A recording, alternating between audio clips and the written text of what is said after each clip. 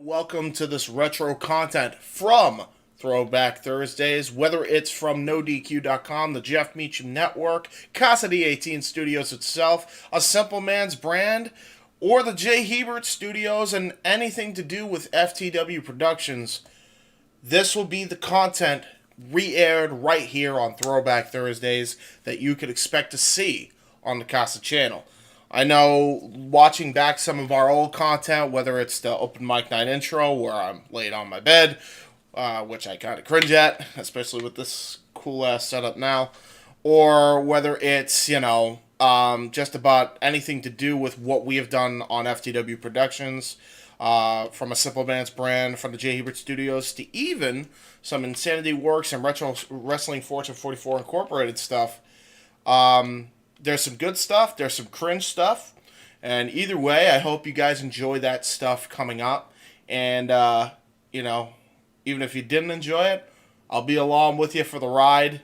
Some of the stuff does not age well, like Jeff's content does. I know he has done a deep dive on his own content and cringed at his own self, but either way, I hope you enjoy it regardless. I know in some of these clips, I have a fondness to them.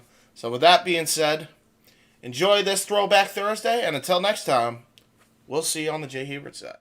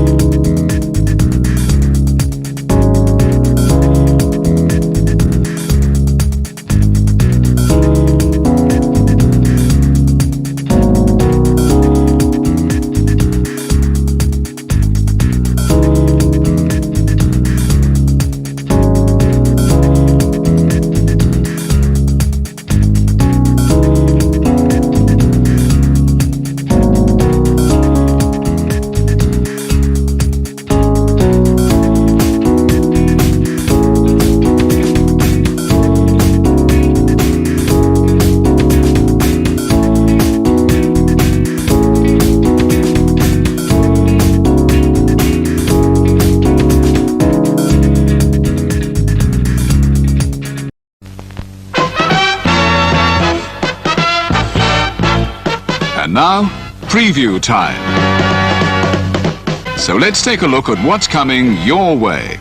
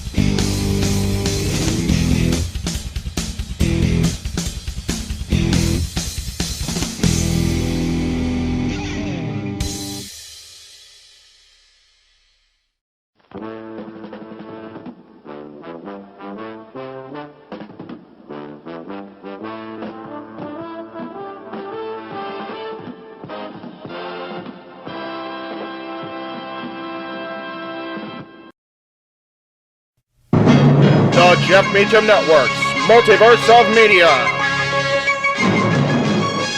For over 15 years, the recognized symbol of excellence and the standard bearer in coverage of sports and entertainment.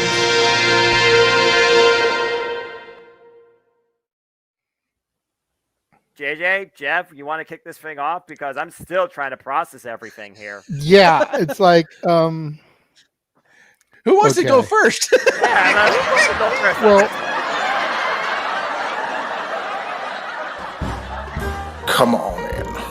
It's open mic night with your host. you could maybe say there's really 4 topics, but it's split into 6. The Renegade, JJ Williams. The Sammy and Eddie Kingston thing, which one's the better smelling turd? And his panel of co-hosts. I am the founder. We'll call me that for today since we're going with the Jeff Jarrett love theme here this week, according to JJ. The West Coast Professor, Jeff Meacham. Karma is karma is karma. That's professional wrestling! Damn it! The Simple Man, Noah Foster.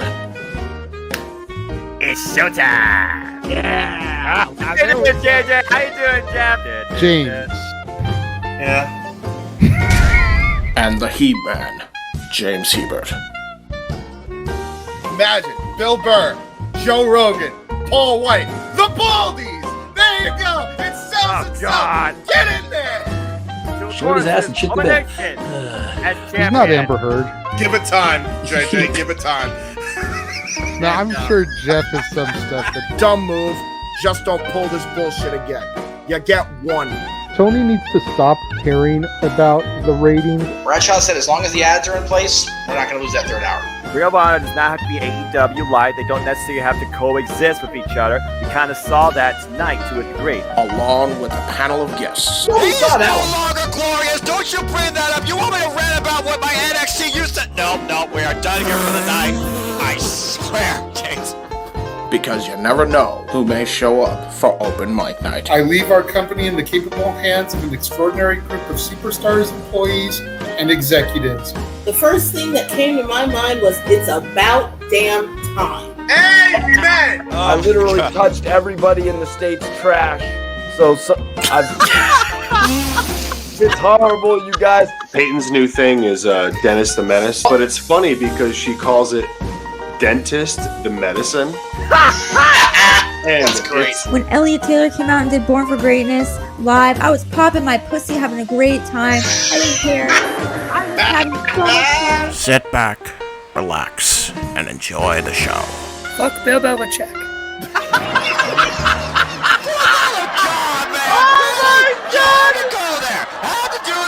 Football thing. We got wrestling, and then you bring in that shit. That's just how the thing goes off the damn rails. Brilliant, bloody brilliant.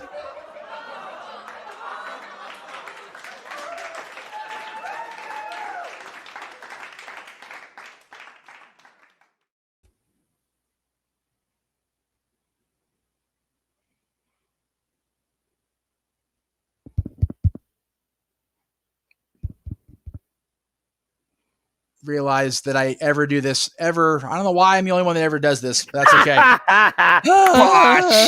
Botch. All right. Right off the gate. 20 seconds into the goddamn show. Okay. Anyway. All right. So we're back, obviously. And yes, it is time for open mic night. James is allegedly on his way. We know how James goes. But we are joined, of course, by the simple man with a spectacular voice, the man who called in WA74 Night 1 for us. We appreciate it, Noah Foster, and the man, the myth, the moderator, the renegade, JJ Williams, to kick us off here, off and run it, man. You have stacked this night for us, my friend, and I appreciate the hell out of that shit. No worries, dude. You know, it's funny because 3 days ago, I'm like, there ain't shit to talk about this week. Like I've got like 2 things, maybe 3 things to talk about. And then James pitched something in the group chat and I was like, okay. And then like some of the other shit just fell right into my lap. And, you know, like I said, there maybe not be like real big meat and potato topics, but they're definitely worthwhile chat points that I feel we need to talk about, we need to address. Absolutely. You know, I mean, there's always something to talk about in the world of professional wrestling. Damn it. Buy the Buy shirts. the shirt. All of the shirts. For the love of God, buy the damn shirts. That's right. Then maybe beg Mickey of the you. Mouse will work for Meacham instead of Meacham working for Mickey the Mouse. Hey, I am not going to disrespect the boss today. I just got hired. Give me a week. Give me a week to get back on the gravy train, at least. Do we have a problem here? Oh, boy. Oh, Lord. Anyway, here we go. Angry Mickey. That was way too And if close. you know, That was you way too know. close. If you know, you know. When my daughter spent the night here, before Jeff and Dylan made their first trip up here, I showed her that episode of South Park with the Jonas Brothers and Mickey Mouse, because she's been watching South Park on her own. Oh, Lord. But she's been picking and choosing and like hopping around. I was like, have you seen the one with the Jonas Brothers? She was like, no. I was like, sit down. Dear I Christ. put it on for her and she was doubled over. Like she legit needed an oxygen mask to be able to start breathing again. She was cracking up so hard. It is and so then funny. I showed her the Kanye West episode afterwards. Well, you know. Fish sticks. That one's okay. I will say this. To the point where like a day or so later, she messages me, Dad, I have something to ask you. It's important. Dad. I'm like, what? What? Do you like fish sticks? Oh, fudge. I was like, God. I'm not going to let this conversation go on any further. I know where you're going, but yes, I do like fish sticks. And that's the end of it. Oh, That's right. fish sticks. I was like, and don't you ever do that to me again. Because the way you came at me with that, I thought some shit was going down. Right? Oh, And don't God. you ever do that again. Scare me like It that, just you goes little to show shit. that South Park is not educational material. I don't know, man. There's been some episodes of South Park that just had me thinking. Yeah, you know. But that's not why we're here. We're here to No. talk wrestling, to coin a phrase. And I will say this, JJ, to my knowledge, and correct, even though I'm, under the umbrella of the House of Mouse now, you're a bigger expert on a lot of stuff than I am when it comes to Mickey and all his crazy shenanigans. Although after the training, probably not. They're probably going to drill that shit into my brain at this point. You will be. They're going to have only- you believing that Song of the South didn't exist, even though you've seen it. Oh, Hey. boy. Here we go. Like I said to you on the air during the pay-per-view, I had a cast member admit to me that was bullshit. So I know this is true. Anyway, to my knowledge, Mickey has only appeared as the actual boss of the company on 2 occasions on any broadcast. That god-awful South Park nonsense and the Muppets at Disney World. Sounds accurate. Could be wrong Sounds about accurate. the actual portrayals. The South Park thing is what it is. But Well, yeah, it is what it is. But yeah, I mean, I honestly can't think of off the top of my head another opportunity where they portrayed Mickey Mouse as the actual owner of the company. it's just so funny. Maybe SNL. I don't know if you remember that Saturday TV Funhouse episode where they actually went inside the Disney vault. Oh my God, I do remember that actually. I It don't was think the little the kids boss. with Mickey, and he was Yeah. kind of like taking them around, and they're like, they found Jim Henson tied up in the vault. He wouldn't sell. Yeah. In that case, I think he was the boss because he's talking about he wouldn't sell. So, okay, so that one too. But actual Disney licensed stuff, I Only think it's just the ones. Muppet special. I think it's just the Yeah, Muppet that special. Muppets Visit Walt Disney World special. But anyway, Good stuff with Charles Grodin there. Anyway, let I me digress. just say, I listened to you guys for the majority of the broadcast. I did step away for a little bit to eat, and I had my headset off because I didn't want to drip food and everything as I was trying to eat breakfast for dinner. Right. Oh, there you go. Masterful job, you two. Thank you. Hell of a job calling the show. I feel like I was there. I feel like I was watching a televised broadcast, even though I couldn't see what actually was going on. I akin it to the olden days when people would still listen to like the broadcasts from the Olympic on the radio.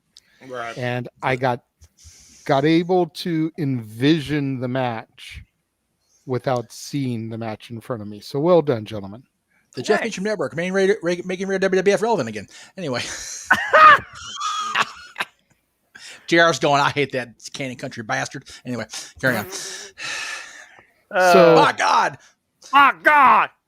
So, James, welcome. Hello. I'm here, finally. Yes. That's all right, brother. You've been kind of popping in all night, brother. You're good to go. Yeah. And I've been chiming in during the comments. I've had my own little bits to spew here and there. Yes. Some of which didn't get Ultimo posted Valkyrie, because I know better. We need but, to make that a T-shirt, damn it. Yeah. We do that, Grass. Again, I just love doing this type of stuff with y'all and just getting these different backgrounds of wrestling and kind of seeing how it kind of conveys the way I give my take along with y'all. No matter the background, I just enjoy doing it. So I'm happy to bring forward a blind but positive and somewhat involving engagement to you. And Jeff, this was a hell of a lot of fun. I definitely look forward to doing this again down the line if time presents itself to do so. They say every week on Power, on USA, and the pay-per-views, NWA, the way wrestling should be. And I'm here for it. Every step of the way, guys. One way or the other, I will find a way. If I can't run the button, we'll find a way. Because I think that these should continue, whether I'm pushing the buttons or doing the calls or not, because I think they're too much fun. And I think that the people that stick around for the pay-per-views for the open mic nights definitely at least deserve to have it, whether it's on my channel or not. You do an awesome job. You always have. You and JJ are a great WWE team. James, when he's here, does an incredible job on the non-WWE stuff. And, with Hemsley at the helm, might get James back for WWE stuff too. Why not? So I'm not sure. Yeah. Seriously, shoot that shit down right now. I'll explain. I'll explain we are going to bring up towards it. Yeah, we are going to bring up James can do Raw. I'll do SmackDown because I thought that SummerSlam plan went really well, and JJ being the Corey Graves of the broadcast, being kind of coming in the whole night, he did brilliant. I will say that. We'll definitely talk about, as Mr. Backlund dubbed him, Mr. H, later on in this broadcast. So, all right. Well, like I've stated a couple times, James, I don't know if you saw it or heard this, but we've got 7 topics tonight. Yes. Most of them are just chat points, just little things that I wanted to bring up and discuss. We're going to try to run through those as quickly as possible so we can have the most amount of time for the meat and potatoes, the main course, if you will. Yes. The first topic I wanted to bring up is we just unified one set of interim championships, and now we're about to crown a new interim champion. And is Tony Khan relying on interim champions too much, or should he just have people forfeit the title, strip the title if they're injured, can't perform, and just crown a new champion? In my opinion, the interim champion is a cool novelty to do every once in a while if it's going to lead to a bigger and better angle, but to do it every championship, and especially to do it this quickly, there's literally 2 weeks between the crowning and unifying of Moxley and Punk and the crowning of a new interim women's champion. Noah, what are your thoughts on this? I feel that the word interim is definitely overplayed here. They're doing it with the TNT title first. They're doing it with the NWA World Championship, resolved that in a quick fashion. And now they're doing it with the AEW Women's World Championship. And unfortunately, I feel that's literally becoming a crutch.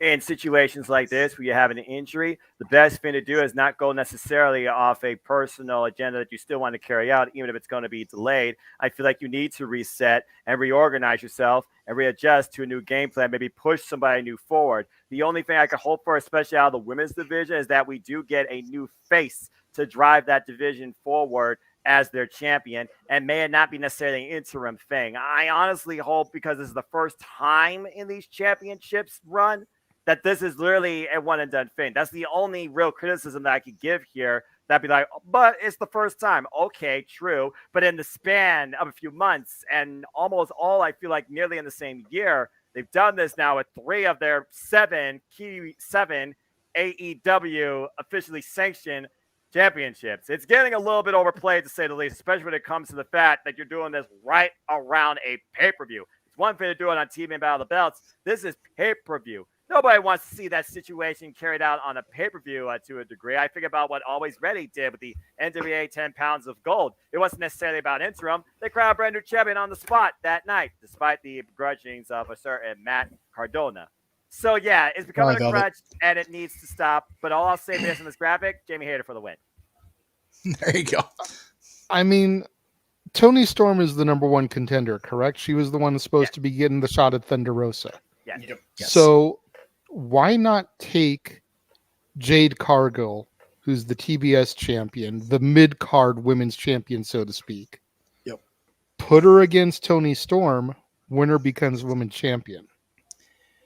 It's because one then of you're the things where I feel like you would be developing an agenda, though, that pigeonholes, because the way I see it in AEW's ecosystem, they're trying to define two divisions in the women's division, the TBS Championship division and the World Championship division. And necessarily speaking, I would think your network-based champion would work to bring more eyes to the product and then go after the key prize of that division. Who does not want to be the AEW Women's World Champion in that company? I still think that down the line, there is room for Dynabrega DMD and Jade Cargill to happen. So I do understand your point, but in my personal opinion, the last thing we need is unifications of two titles in a division or somebody literally holding hostage an entire division of World Championship. Hello, Reigns. So, Well, no, my suggestion wasn't necessarily to unify her to hold hostage to, but, you know, Jade is undefeated. Yeah. You know, and almost get into the point like Roman Reigns where who's going to be the one to beat her? Well, I knew who was You going know, to be, so but it didn't have happen. her go against the number one contender, winner becomes champion, and then if Jade is the one to win, surrender the TBS title, you know, a la Ultimate Warrior. Bad comparison, I know, Jeff. And then have a tournament or something. Then have a tournament or something to crown a new TBS champion on the TBS show, which could help thereby boost ratings there. James, your thoughts?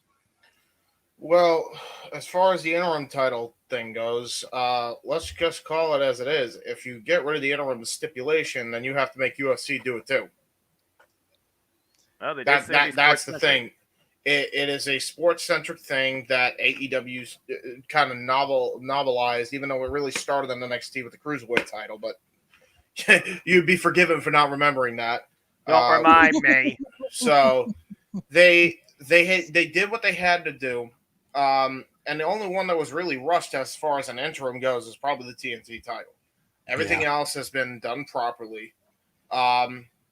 And I've been saying this for years anyway. Like the whole idea that we got to strip the champion because of injury when they won the title is, you know, UFC does this interim thing and they've been doing it for years.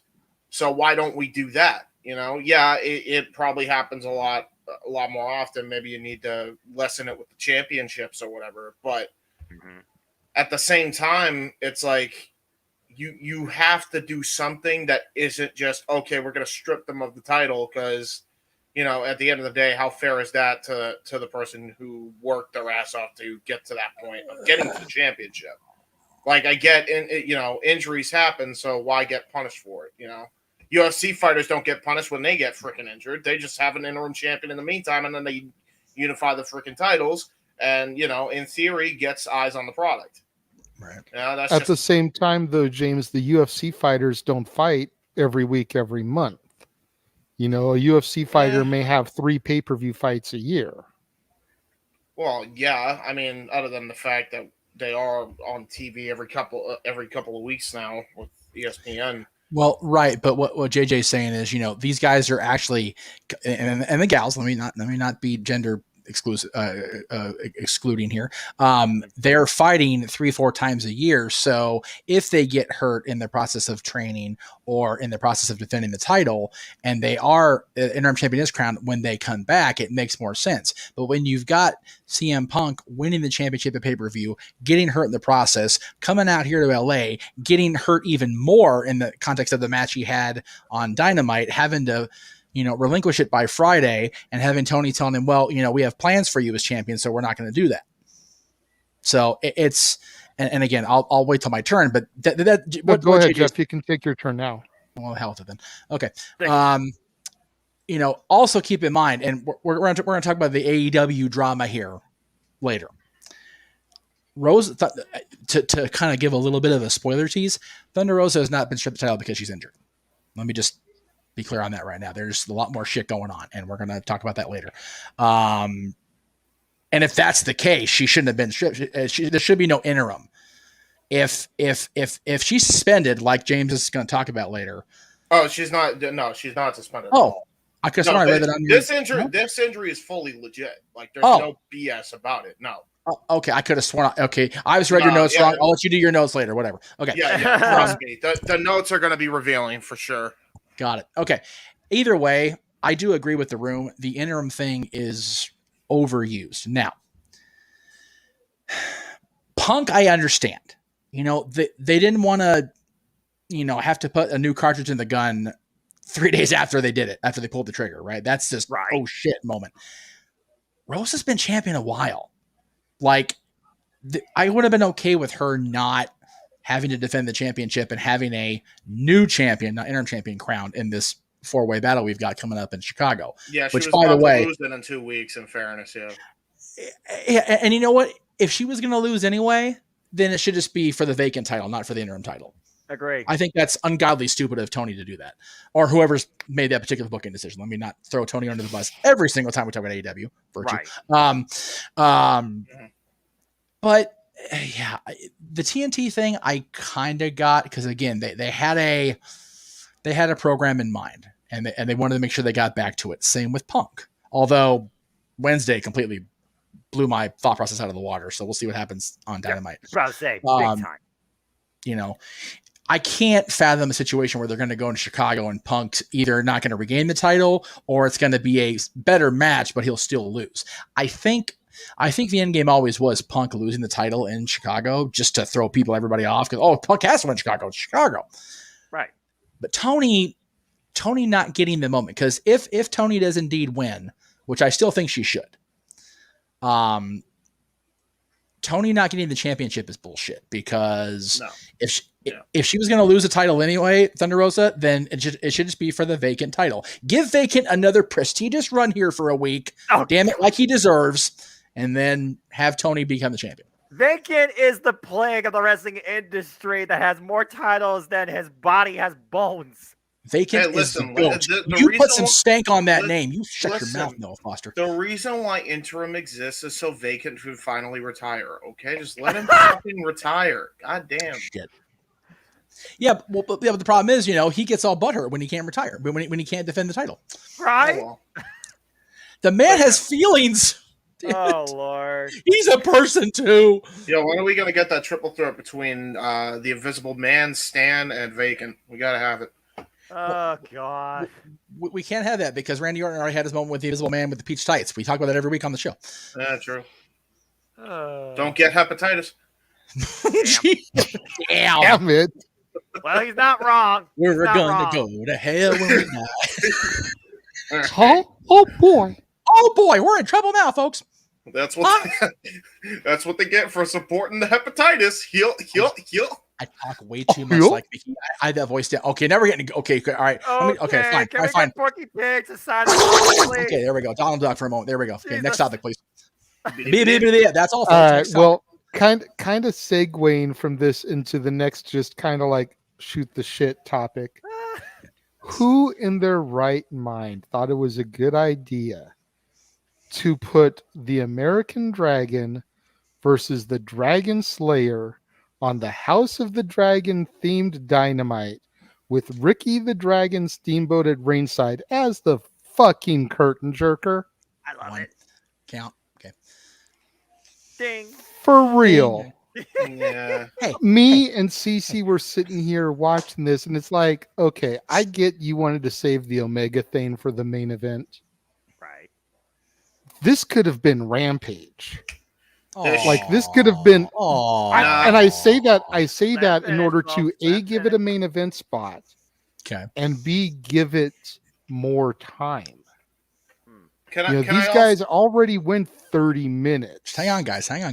Okay. You know, they easily could have given them the full hour of Rampage. Still themed for the House of the Dragon because it was all filmed at the same time. Right. Had the Omega Return be one main event and this be the whole other show. Right. You know, to make this match the curtain jerk with all of the dragon synergy that was pumped behind it, I thought was ridiculous. Jeff, you're laughing. What do you got to say about this? Okay. I'm not going to do the thing where it's single anymore. It was too weird. Okay. First of all, I think it's funny that we always talk about Brian Cage versus Christian Cage versus Ethan Page versus Adam Page with Diamond Dallas Page as referee in a steel cage, no less.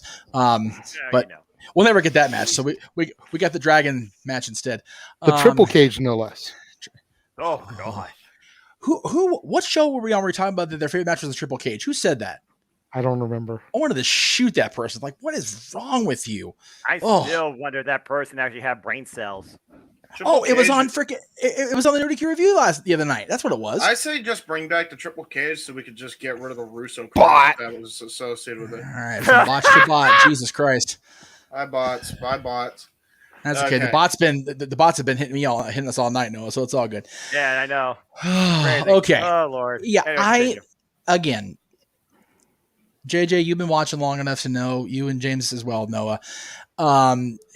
Wrestling on television is all about that marketing, all about that synergy, and I don't disagree with that. I do agree with JJ that a match of this caliber should have gotten a longer slot.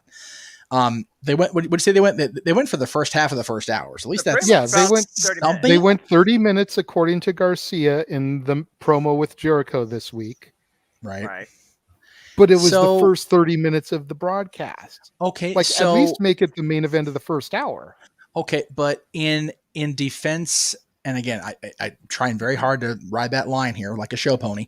You have to remember, as much as wrestling is trying to, garner ratings throughout the night, they're also trying to start the shows off hot. It's like pay-per-views back when pay-per-views actually meant, something WWE would start off with the Intercontinental Championship match.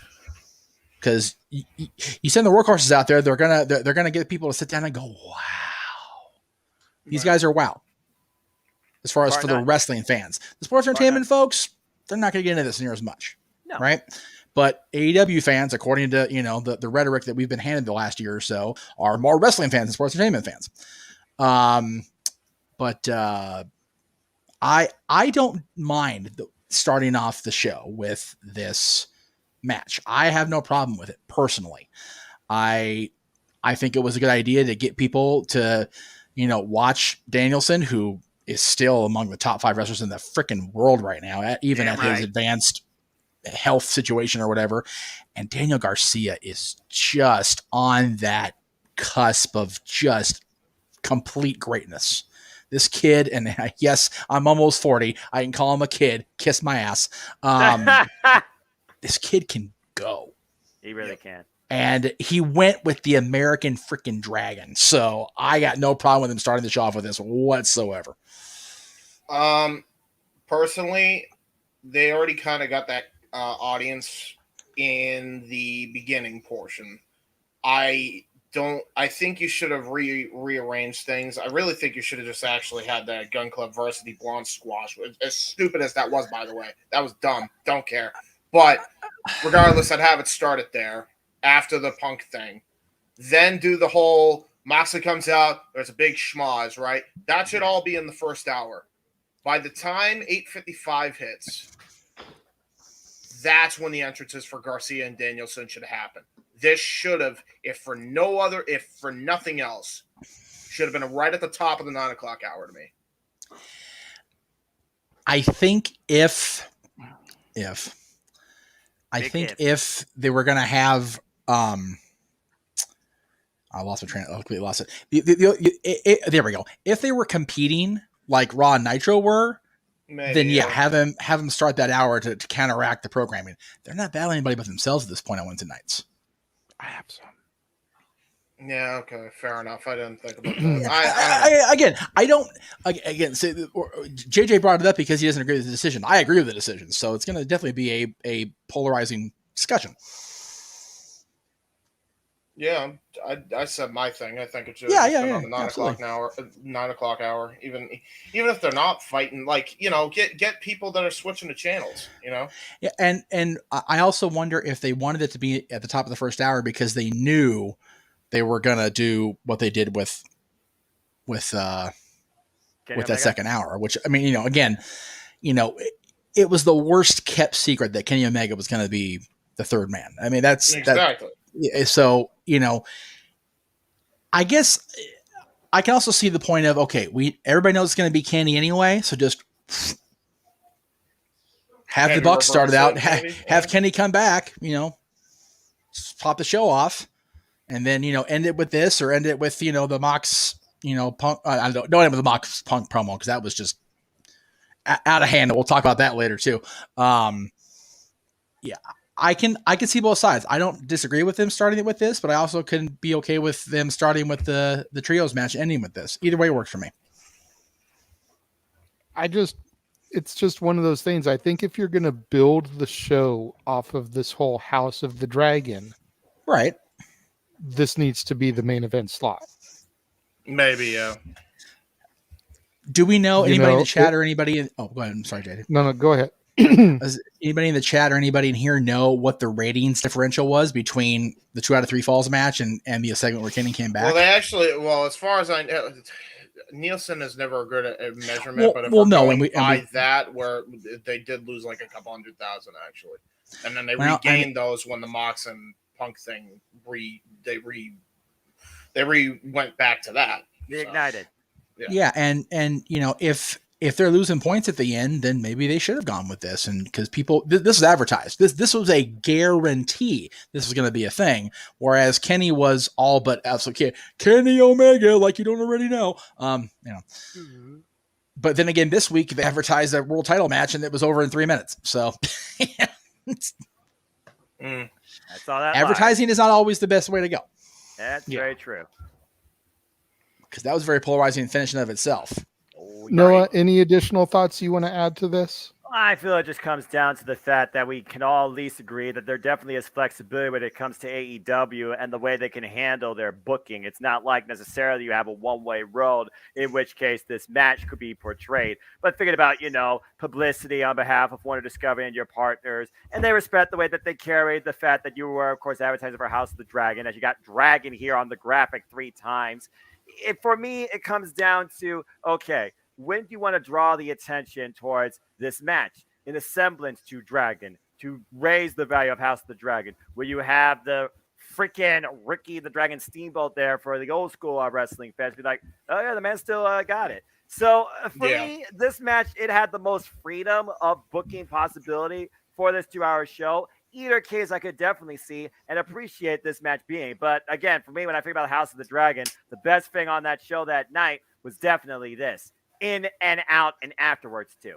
Yeah, it really came down to, though, because we don't even consider this factor.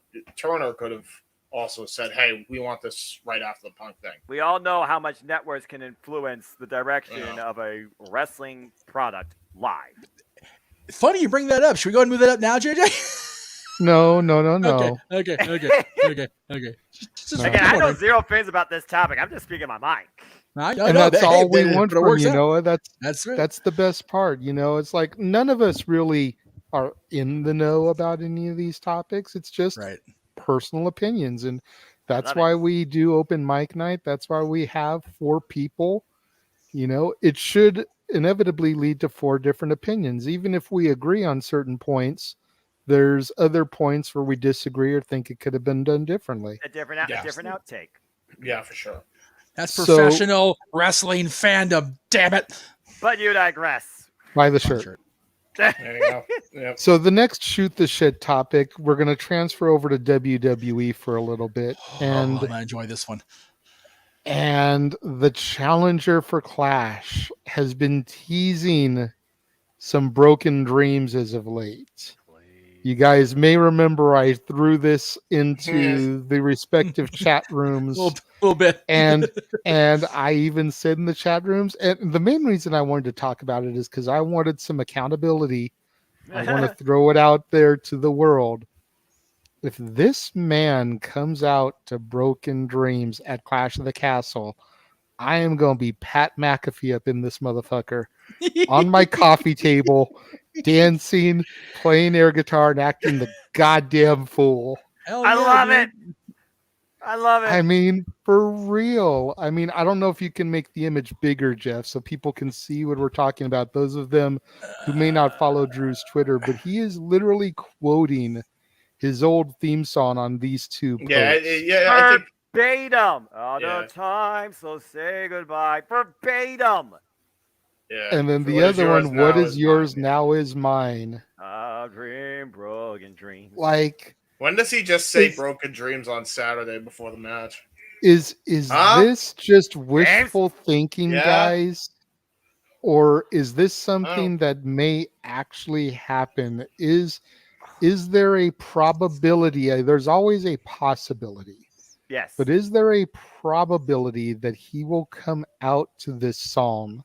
Yes. Whether Shaman's Harvest plays him to the ring in his home country or not, or even if he comes out to his regular music, wins the belt, and then this drops for his celebration. That's the thing. If you're gonna have him come out to this and the band's playing him to the ring, you have to have him win. Yes. Yes. Like, you can't have it any other way at that point. No. That has to be a moment for Drew. And quite frankly, I know a lot of people are saying, oh, well, Roman at this point is a made man. He doesn't need the belts right now. No. You absolutely can give the belt to Drew if you give him that theme song. And quite frankly, the dude deserves that WrestleMania moment that he never got. Yep. And this is the best way to do that. What? Yeah. Dude, I'm on the air. Exactly. Granted, it's not going to be at WrestleMania, but it's going to be in his home country where he started his career and his journey, and he began to make his name, man. That promo they did for him on SmackDown this week.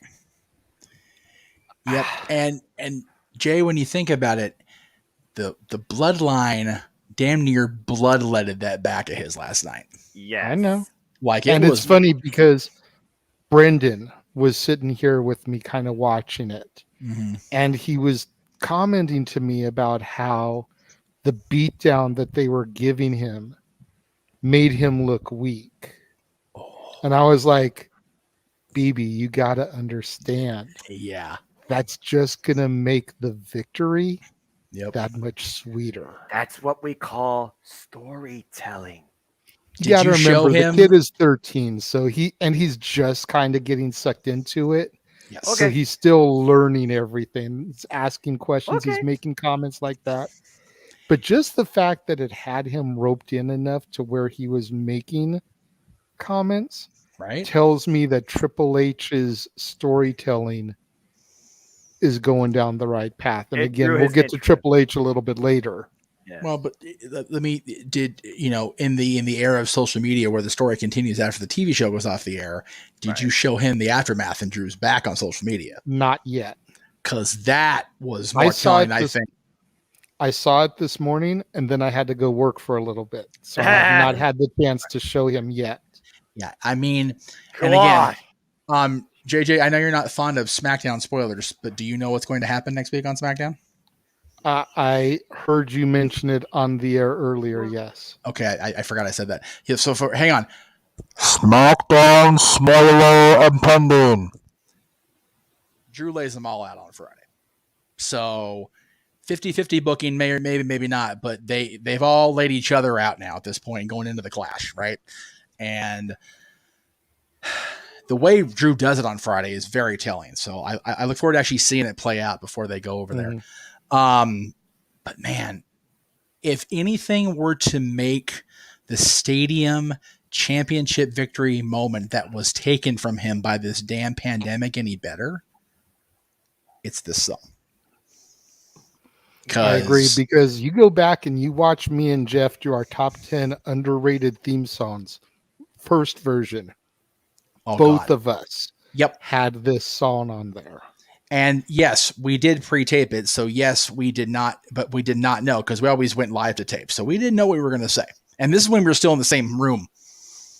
But we still did not tell each other. We were very adamant and always have been about that. Unless we're doing a collaboration show. But this song has always been one of those that just, it hits. And it makes sense. And it makes more sense now. Because he's on a big old redemption story now. You know, he had to sink to the bottom. You guys were talking about it in the chat earlier. Was anybody else, you know, hit the bottom of the rung, had to fall from grace, and then, you know, had to fight his way back like Drew and Bobby Lashley mentioned. But Bobby left on his own, and rightfully so, after the 2007 bullshit booking over the summer that he got handed. Chosen one. But this guy legitimately was just, he just had a bad luck, and you know, he and the wife got into it over a Mania or whatever the hell. Jesus Christ, it's getting all crazy in here. But it's just crazy.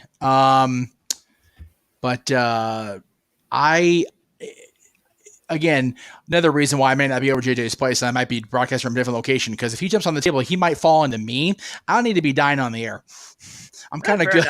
Because if he gets him on the table, we might have a situation where I'm like, don't fall, just do the thing, but okay. So yeah, don't break your neck. And that's why I don't dance, because I'd be doing the same thing, and I might break his and I might break his apartment. I don't need to be breaking his shit. Fair enough. Don't need to be doing that. Do it. Okay. Do it. But by the way, chat room, I see the bots. It's okay. I don't need you guys telling me the bots are there. Just makes it worse. And if you're going to tell us the bots are there, super chat to tell us. I'm about to say, yeah. That's right. If you Get want some money put up in here. You want to talk about the porn, pay for it. I mean, wait, no, I'm sorry. What? It came out wrong. Never mind. Oh boy. Oh boy, I'm fired. Okay. All right. So what the hell are we doing? Okay. The last shoot the shit topic I have. I think it was announced Thursday that Bianca Belair is now the EST of WME. And for those of you that may not know what that is, WME is the William Morris Agency / Endeavor Talent Agency. Oh, okay. She has signed with them to manage her career. And just to give you guys a little idea how major this is, I'm about to rattle off a list of names that I pulled that William Morris Agency and Endeavor represent, just to give you an idea of the caliber of talent that she's joining. And this isn't even everybody.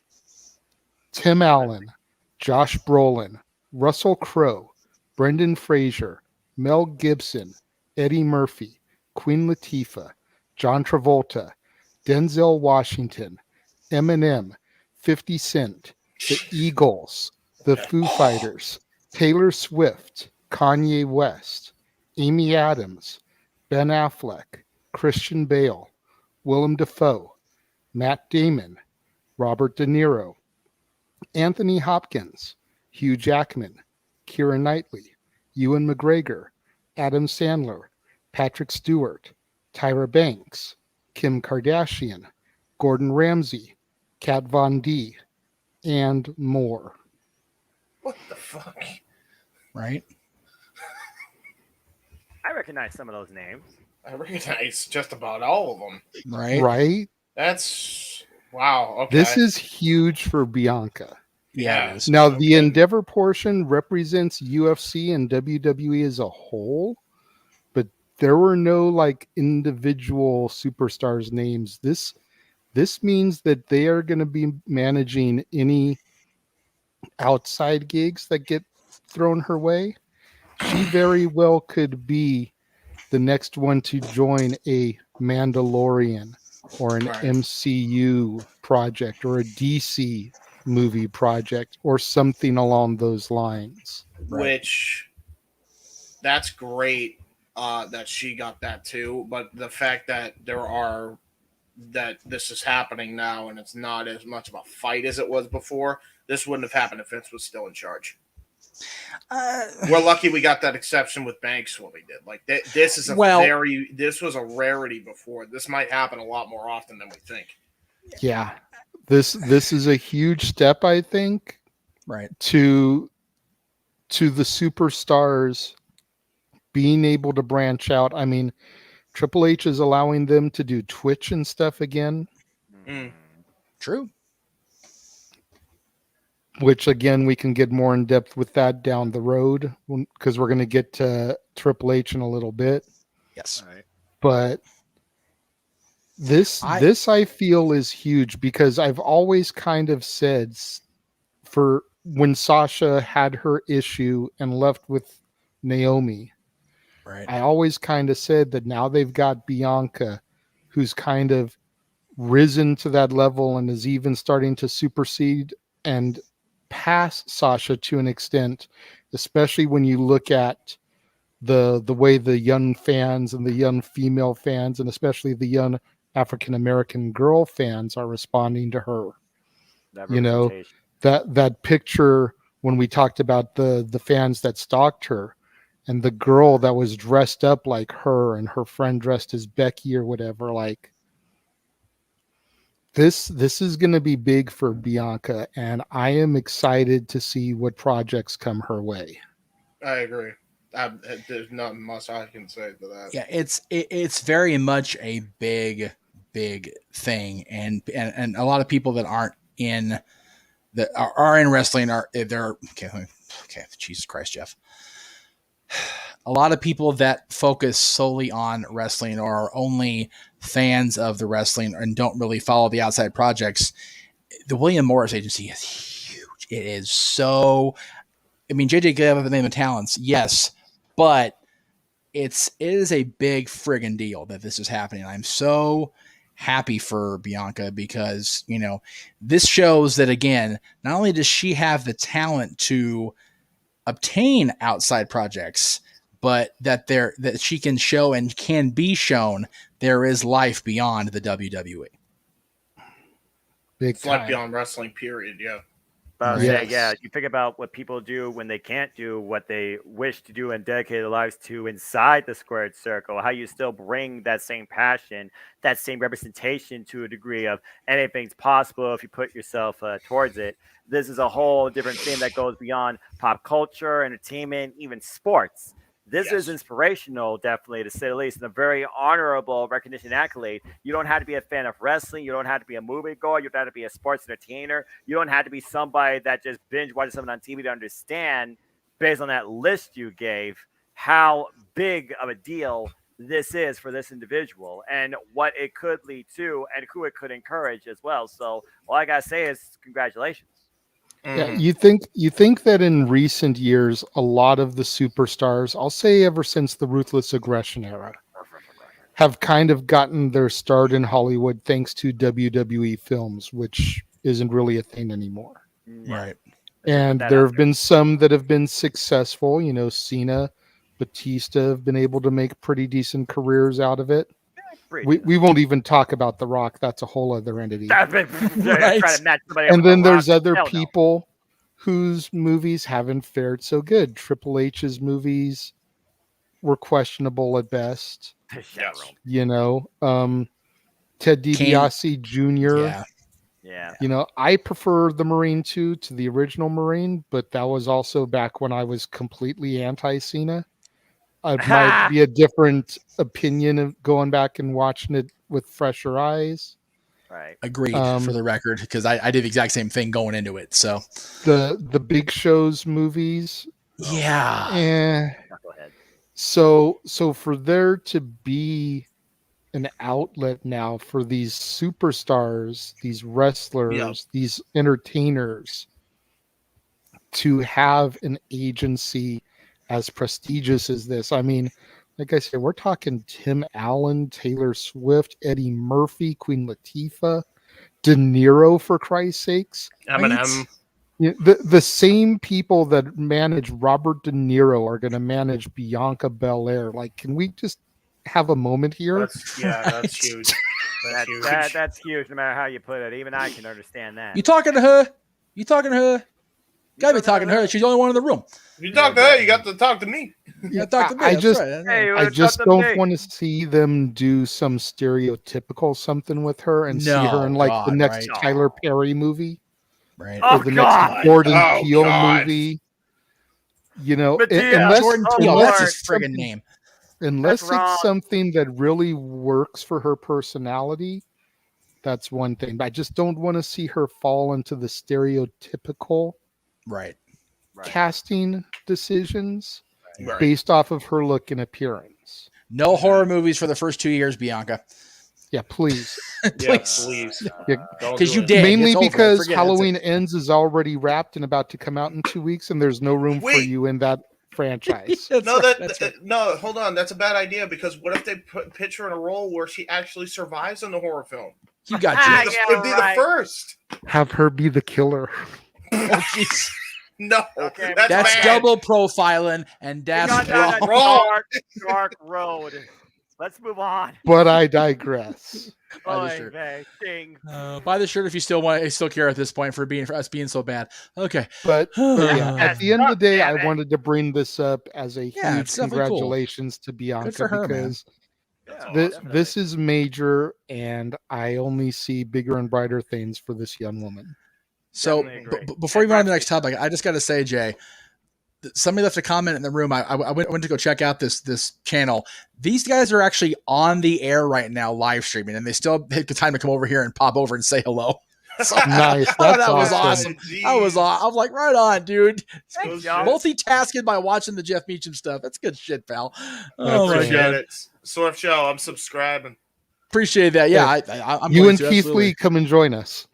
Wait, not that swerve. Never mind. No, not that swerve. But still, go ahead and subscribe by all means. We'll definitely subscribe back. Hey, listen, I'm just saying, if you have Swerve have his house and Keith Lee's rooming in it, that's a big freaking room in the house. No kidding. That's a big limitless man. That's a limitless. It's a hyperbolic time chamber. Let's go. Where there's no walls and no end, it seems. Multiverse of media, not multiverse of madness, James. Are you sure about that? No, not one bit. Not even remotely sure. So we're gonna switch over to transition into the more meteor, main course type of topics at this point. I think about media man. We're talking about Keith Lee again, but go ahead.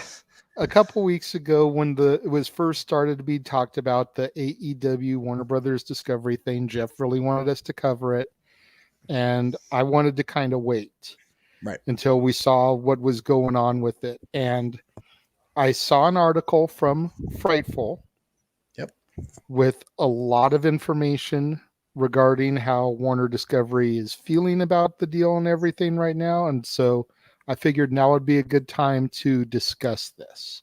Yes. Forgive me, this is a lengthy article I'm going to try to read off. So give me a few minutes to get through this all. But it says, Warner Brothers Discovery is said to be pleased with AEW, according to Frightful Select. A source inside Warner Brothers Discovery noted that AEW programming, in its current form, makes no negative waves and overall holds up their end of the deal quite well, particularly when it comes to ratings performance. Virtue. Thank you. Both sides talked about how pleased they were with the House of the Dragon and Shark Week integrations during AEW's summer programming, noting how those are two of the most important properties in the Warner Brothers Discovery wheelhouse, and there was a high level of trust in having AEW handle them. Regarding some of the rumors on social media about upcoming changes to AEW programming, including one about Dynamite being cut to an hour, Warner Brothers Discovery was completely unaware of the rumors, while AEW officials knew of their circulation, but both assured us that they were false. Thank God. It was stressed to us that the notion of the two sides having an adversarial relationship at all is not accurate, as the two sides meet frequently to discuss AEW programming. The Wrestling Observer newsletter today noted that word had come from Warner Brothers Discovery that they'd like the language toned down. AEW tells us that they believe this was a quote taken out of context from the all talent meeting on Wednesday regarding promos and talent going into business for themselves. The point was to stress that they could get network heat if they fly too close to the sun, but we're told this was not an edict from the network. Ah, okay. So that directly ties into the main event topic, but we'll get there. We'll get there. Oh, okay. The thing I'm glad I got my notes for that one. The thing that I found interesting about all this, because I don't read every rumor mill article that pops up. Yeah, but Fightful's pretty good. So, I try to support, the boss, good old Aaron Rift as much as possible, but I can't sift through and read everything while I'm out there trying to work on a daily.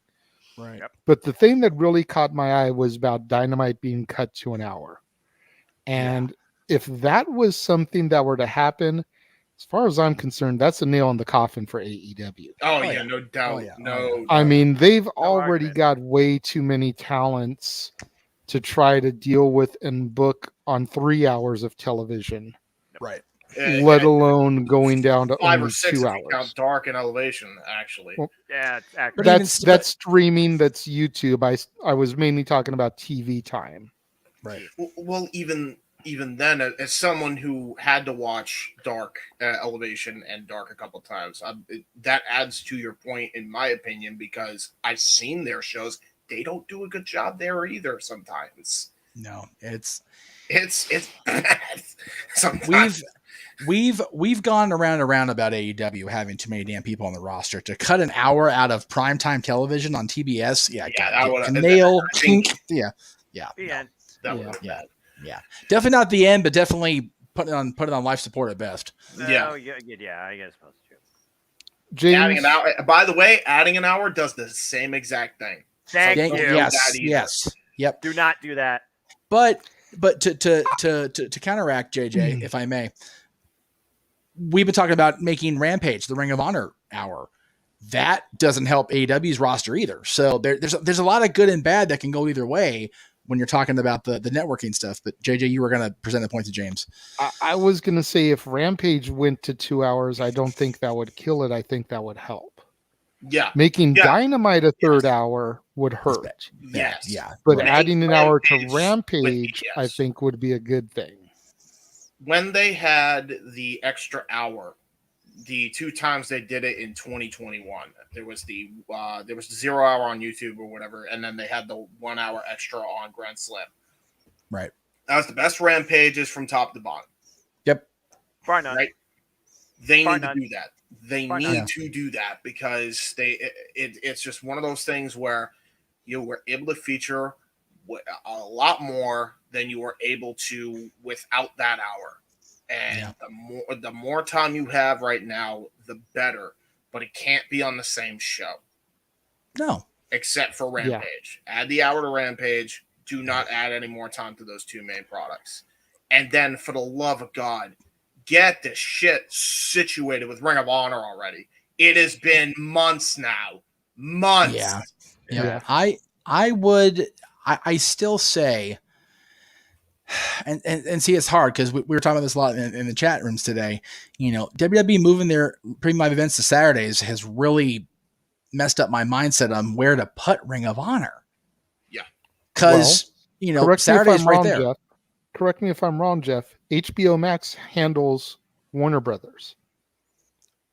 Other way around now, but yes. Make a live show on HBO Max. Or well, HBO.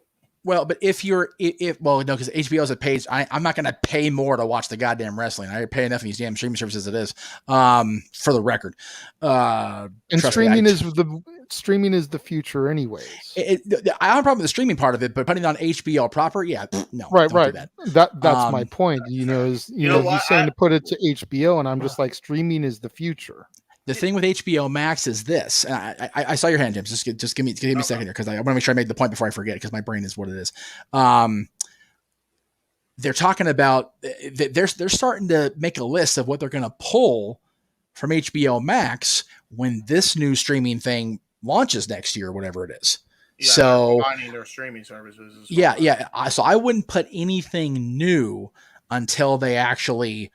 Okay, we're going to keep this. We're going to move this. We're going to keep it, because there's a lot of cool stuff on HBO Max right now. That freaking DC hub is my jam. I love that because they've got all the animated stuff. They've got all the different DC heroes. Hell, I get to watch Lois and Clark on streaming. Finally, thank you for that, HBO Max. I appreciate that. So if they take that away, I'm going to be pissed. But they can't, at least from my perspective as a fan, no inside information whatsoever as far as this stuff goes. From my perspective, they can't add anything new to a streaming platform if it's going to disappear in 6 months or whatever it's going to be. So, yeah, Ring of Honor needs to shit or get off the pot. There's no doubt about that. But where do you put the product? Because if you put it on every single Saturday at such and such time, number one, it competes with pay-per-views. Number two, it competes with our asses. So, James, go ahead. Here's an idea. Put that shit on True TV. Put it an hour before Impact. There you go. That's the only network Turner-wise that they have not put anything on, and they had Dynamite on there like one time on there, maybe. Well, okay, true, but that was hey, we've got the hockey messing with us. We've got to move Dynamite. Here's where it's going to be. Which, by the way, they ended up not having to do when they aired on both networks anyway. Which actually got them over 1 million. Which was tremendous. But the thing with True TV, and again, this is me going back in time and having perspective now to look back. Oh, wrestling will never work on TNT. This is the drama network. TBS is where wrestling is. And yeah, Nitro says bullshit. I just don't. It's how thin do you want to spread your product? And granted, Ring of Honor is a different product in theory. Right. But Ring of Honor's, for me, other than management shenanigans over the years, and there's been plenty of that with Ring of Honor, their biggest problem is they haven't had we're on in every single market. Period. Sinclair was a wonderful owner for them, and they were damn near everywhere. Guess what was one of the markets they weren't in? LA. They never got into LA fully. And when they did, briefly, when they were on Destination America, I think it was, before Impact got their deal with them, I think I caught maybe one episode because I completely forgot it was there. So they need to, and again, I don't know how far reaching. If True TV is in every market, then yeah. But I think it is. But the other thing to consider is this, and you guys all remember because you were fans when this happened, or at least you were watching enough when it happened. When the WCW sale went down, even after the TBS TNT thing fell through with WCW, Viacom did not want WCW on their network because it was a proven failed botchy shit. So that's why we didn't get WCW Saturday. We got what the hell was Excess or whatever the shit that was. And again, not a bad show, just not WCW like we wanted. Right. Yeah. So I think the hesitancy of, yes, Ring of Honor has that core fan base all these 20 years, but do you want to, whatever time slot you carve out for them on True TV, TBS, TNT, the other billion channels that Warner Brothers Discovery owns, do you want to carve out TV time for that? Or do you want to play the patient game, not quite shit or get off the pot yet, and wait till the streaming shit is sorted out and then go, boom, one of the premier shows, Ring of Honor. That's what I would do personally. It's just wait. I think a lot of it has to do with how long it's going to take for the streaming service to launch. Yeah, I'm gonna look that up while you guys provide your answers, because now I'm genuinely curious. So here's an interesting fact here. I just looked up TBS and TNT numbers, and this is a little bit. I don't know how.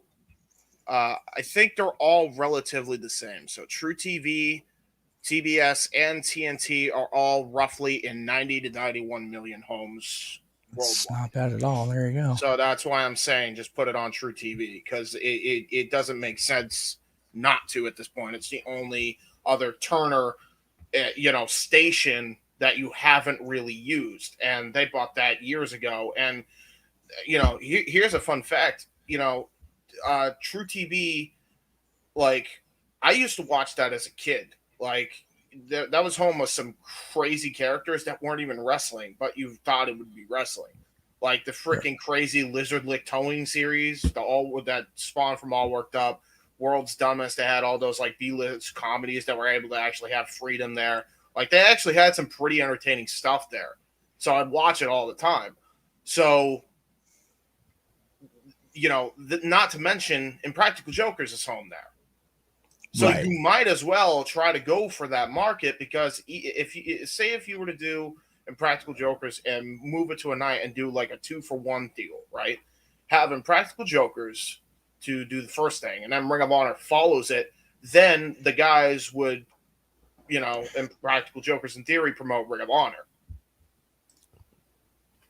There's a lot of ways you could go with that, and I think there's a benefit, there's a plus to having it on True TV as opposed to HBO Max or HBO or any other network, really. So the merged streaming service is going to be next summer at best, as far as the United States. Right. That's too damn long. Yeah, exactly. For the record. So that's why I'm saying put it on True TV. So do they have any other subsidiary channels besides those three? I mean, they have Discovery. They have Discovery Maine. I can look up the viewership on there. Well, Discovery Maine, I think, is going to go by the wayside. Am I not reading that correctly? Just trying to see here. I'm not seeing anything on it right now, although I didn't type it right. Hold on. I'll do a little mic thing. How many homes is Discovery in? Well, yeah. Whoa. Okay. Hold on. Okay. This changes the whole thing. Okay. Internationally, Discovery Channel reaches 431 million homes in 170 countries. Tony, why aren't you able to go on here? Okay, so just Warner Brothers Discovery, you've got Discovery, TLC, Animal Planet, the Oprah Channel, Investigation Discovery, Food Network, Cooking Channel, Next Star Media Group, as part of the HGTV, and then the Turner channels, which is TBS, TNT, True TV, Turner Classic, and Cartoon Network / Adult Swim. So there's a lot of options there for Ring of Honor to land somewhere. And Tony should be looking for some more cross-branding opportunities too. Well, yeah. HGTV, Animal Planet, Food Network. Yep, seriously. Jay, how often, we're dorks for the mouse, how often do ESPN, Hulu, and Disney cross-brand on the regular? Like all the damn time now with that freaking bundle they're offering. It's not difficult to cross-promote the brands under your umbrella, especially with the umbrella as big as Turner and Warner Bros. Discovery has. Yeah. It's asinine to think they haven't even talked about it, at least in a public format yet.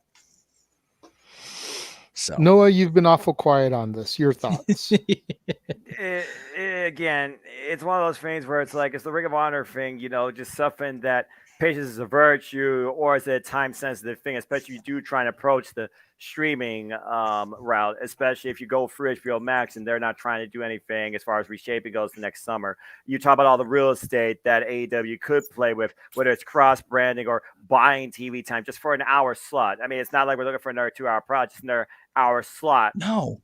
And you look at all those channels, and there is a lot of possibilities there. And you think about how much content on the mainstream is just rerun publication of stupid nonsense. Why not try and put something fresh and new on there? Even if it's like pre-recorded television. I think about Impact Wrestling. They found their comfort zone. They found their home underneath their umbrella. That's like, okay, you guys are fine here. And they use their tapings to give you 3 hours of content live while you're there that they turn into over a series of weeks. 2 hours, less than that, of wrestling broadcasting every week. It has its own niche. It has its own thing. But, I mean, again, it's under a network umbrella. It draws our attention. It meets the qualifications. So that's all you need. But bottom line, if the next thing going forward for AEW is some other content, it should be 1 hour rebooted Ring of Honor to finally reestablish that roster of champions we haven't seen since Double or Nothing. And then that helps with their talent issues, because then you can send like 20 or 25 guys to be Reign of Honor and get that real estate freed up off your television.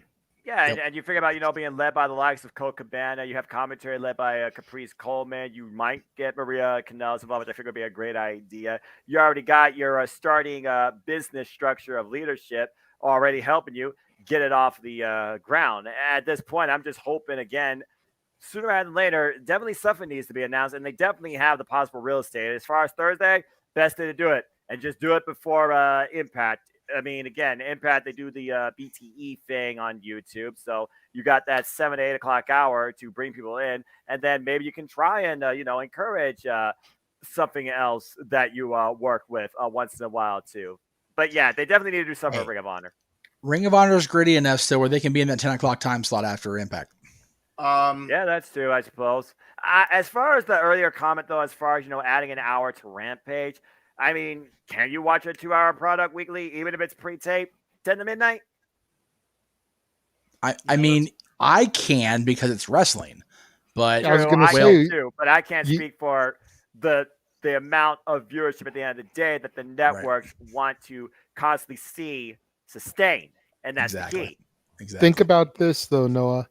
Back in the days, the early to mid 2000s, for years, SmackDown was taped on Tuesdays, aired on Thursdays. Right. And it still was drawing better than Rampage numbers. Way better. Well, yeah. While saying granted, the times have changed. I'll give you that. But I think that if they get that extra hour, and then they can start to divide the rosters up more. Again, not necessarily do a draft or a brand split. No, that's not neat. But, if you've got the TBS title that is going to be defended on Dynamite, if you've got the TNT title that is going to be defended on Rampage, if you've got the tag titles and the trios titles on like separate shows, let the champions bounce back and forth. You're going to see different fresh faces as opposed to seeing the same people all 3 hours every week. That's true. That's true too. But I also think about this: can you keep the attention as well? Because in today's society, there is so much to distract us. Where wrestling is not the only thing to go after, or the focal point, or the only thing to talk to. Is that attention span still there, especially at that time of night every week, 11 p.m. That's a fair I think point. that AEW is popular enough that it would be. Yeah. Well, to go back, it's funny you mentioned other content, and Noah, because I just looked this up to go back to why isn't AEW's main programming on Discovery, and here's why. Their main show that does probably some of their biggest ratings, Deadliest Catch, now in its landmark 16th season. This article, by the way, comes from like the Furton Critic, I think it's called, and it was from 420 in 2020. But this is just the earliest rating I can find that was easily accessible. Yeah. That episode on that was released that day averaged 2.2 million viewers. Deadliest Catch was a big friggin' deal when it was on, though. It still is. It still is. Yeah, But I don't know.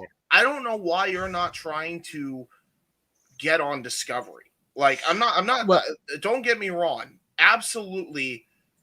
If you want to keep your deal with Turner just for no other reason with, Brody Jr., fair enough. But definitely we should be doing big time special shows.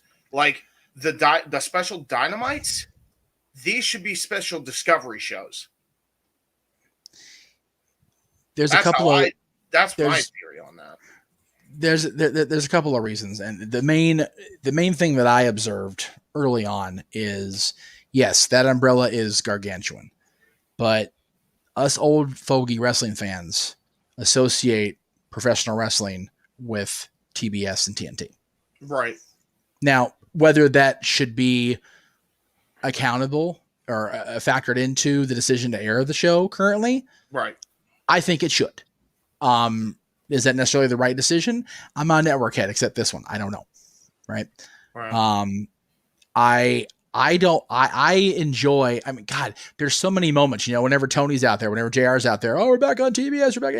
It's a cool little bit of throwback, but you still get the current product being called when JR's not botching the names on commentary. That is. I love you, Jim. Damn, it hurts. It hurts me every time. I know. It's so frustrating. Oh, JR. Because he's such a wonderful, sweet man, and he's so good at what he does. But it's like, God bless him. But yeah, boy. Yeah, I don't mind. Again, I don't mind them being there. But yes, they're definitely. You think about when, as much as we shit on Turner's lack of support for WCW back in the day, there was always cross branding going on. Because Bischoff forced it down their throats. It was like, promote us, you shitheads. WWE's Ready to Rumble is a prime example of that. Ready to Rumble is a major example because that's a Warner Brothers movie. That's a major good point there. WWE's is the same way. You see their stuff advertised on Fox every single week, all through the week. Right. Same with their stuff on the USA Network. Hell, they even get Raw products on commercials on NBC. So there is synergy there. I will say this before we move on to the next thing, or somebody else talks about this.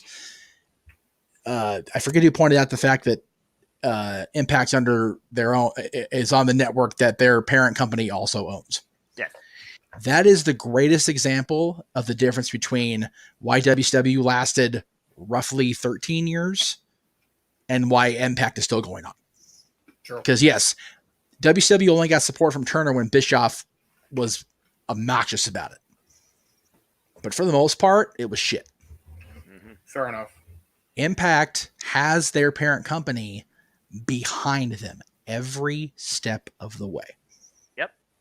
If Impact was WCW and there would be they would have been canceled multiple times over, especially in the post Hogan era when ratings went. Yeah, when they first started with Anthem, and they're trying to figure out their home, and they were on networks that nobody didn't know about because they were just so small in the ecosystem of broadcast television. Pop TV and Destiny Mare. I was like, I never heard Destiny Mare a day in my life, and when I learned what it was, I'm like, this channel is giving me a wrestling show a week. Ugh. I forget when the Charter Spectrum merger went down. JJ and Teresa would know better because they were in Long Beach at the time, so they would know better when that happened because I didn't have to worry about that shit. Right. But I couldn't find either Impact channel at the time, Destination America or Pop. Could not. I had to watch that shit online. That's why I stopped watching Impact. It's like that's why they went to Twitch. That's why they went to Twitch because they were desperate at the time. It's like this is just too much of a pain in my ass. I don't want to deal with this shit. On a random Thursday night, like no, I'm good, and I stopped watching. So them being on the Anthem, on the umbrella, and Axis being a partner is so key for them right now. Whereas WCW never fully got that because other than the people that were in that office in Smyrna or the people that were advocating for them in the South Tower, WCW could not die fast enough for Turner's liking. Yeah. Except that Big Ted was, well, nope, I'm going to do the wrestling. Okay, Ted. Yes, sir, Ted. But as soon as the mergers started happening, they couldn't give a fuck. Yeah. It was basically, they could have been still on their hot streak and nothing would have been amiss if Bischoff changed his ways around 98. If he did that, it wouldn't have mattered. They were done the minute the merger happened. Pretty much. So, a couple things, and then I swear to God, I'll let this go. It wasn't Bischoff changing his ways. It was Bischoff having the success he was having, still riding that lightning boat, if you will, baby. And a bunch of suits saying, okay, that's nice. Here's how you're going to do your show now. In the middle of the run. Yeah, pretty much. They were trying to kill it. But you know, what are you going to do? And keep in mind also, when did that merger first start going into effect? Really started the ball rolling. Oh, no. I think it might have been 96. Hang on. After Hogwild. They announced the start of it. I never forget this because it was in an article. JJ will know what I'm talking about. The OPWI Almanac that came out in early 96. Him and Levin were talking about this in 1995 before Nitro was even a blip in his southern head. Wow. So they launched a brand new television show on a network that had never been tested for professional wrestling before, with the very high likelihood of splitting rather than creating a new audience. And they were already on the path of destruction. And nobody knew about it. That's sad. WCW was never going to survive. It didn't matter if Hulk Hogan achieved freaking godlike status or had the Infinity Gauntlet in his hand to snap the fingers away of the WWF away. They were never going to succeed. Damn. Yeah, and if they did succeed and put WWF out of business, none of us would be right now because WCW would have gone too. I was going to say, it didn't matter if Vince McMahon, it didn't matter if you go back in time in your DeLorean time machine and knock Vince McMahon Sr. off of Vicky. Doesn't matter. WCW was never going to be a success, ever. Unfortunately. That's just long and short. People don't talk about that. The merger was started in 95. It didn't go into effect until much later. But that ball was rolling before Nitro was even a thing. Jeez. That's frightening to think about. That is terrifying. Doomed from the start. Before the start. Yeah. That sucks. And when you really think about the fact that, you know, Turner only bought from the Crockett's in the first place because he enjoyed the ratings that the wrestling brought to TBS. Yeah. Otherwise, every executive oh God, Ted. It's like, I don't necessarily disagree with the people below him at the time. Because if you're only going to have one guy be your champion as in the corporate office, you're not going to do shit. No. It doesn't matter if your promoter, you know, is a guy that used to run a Pizza Hut and is booking a team called the Ding Dongs, or if your guy used to work for the AWA and, you know, sell pizza out of it. It doesn't matter. If the only person in your entire corporation, after you've made the unilateral decision to buy this shit, if you're the only guy that's really doing, you know, and the thing is, he bought it and then he told, okay, you guys take care of it. They couldn't go, fuck you, Ted, we don't want to. So they just did everything they could to subtly just away. Yeah, kill it away, man. And it took 13 years, but they did it. Wow. Anyway. All right. There's your WCW history lesson for the night. Thank you and God bless. All right. Semi-main event here before we get to the main event. Oh, jeez. And this is something that actually James brought up in our group chat. So I will let him take the lead here on this one. But the question basically was, is Triple H doing too much too fast? Okay,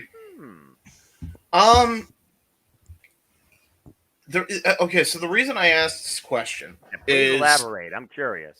Yes. I don't mind all the changes that he's doing, but there are instances where he went about it way too quickly. I'll give an example here. Let's just call it as we see it. That women's tournament, regardless of the result being right, was an absolute clusterfuck of a mess. Oh, yeah. That's what it was. I mean, no lies detected. You should have held off on this until, first off, you got Naomi and Sasha back. If they were indeed going to come back, you should have gotten some legitimate teams that would have made sense, and not rush people like actual legit teams up to the main roster way too quickly. We saw what happened. We understand freak accidents happen, but I was going to say, I don't think Gigi being on the main roster had anything to do with the fact she got hurt. Well, but okay. still, it's a bad omen. It was rushed from the start, and then that didn't help matters.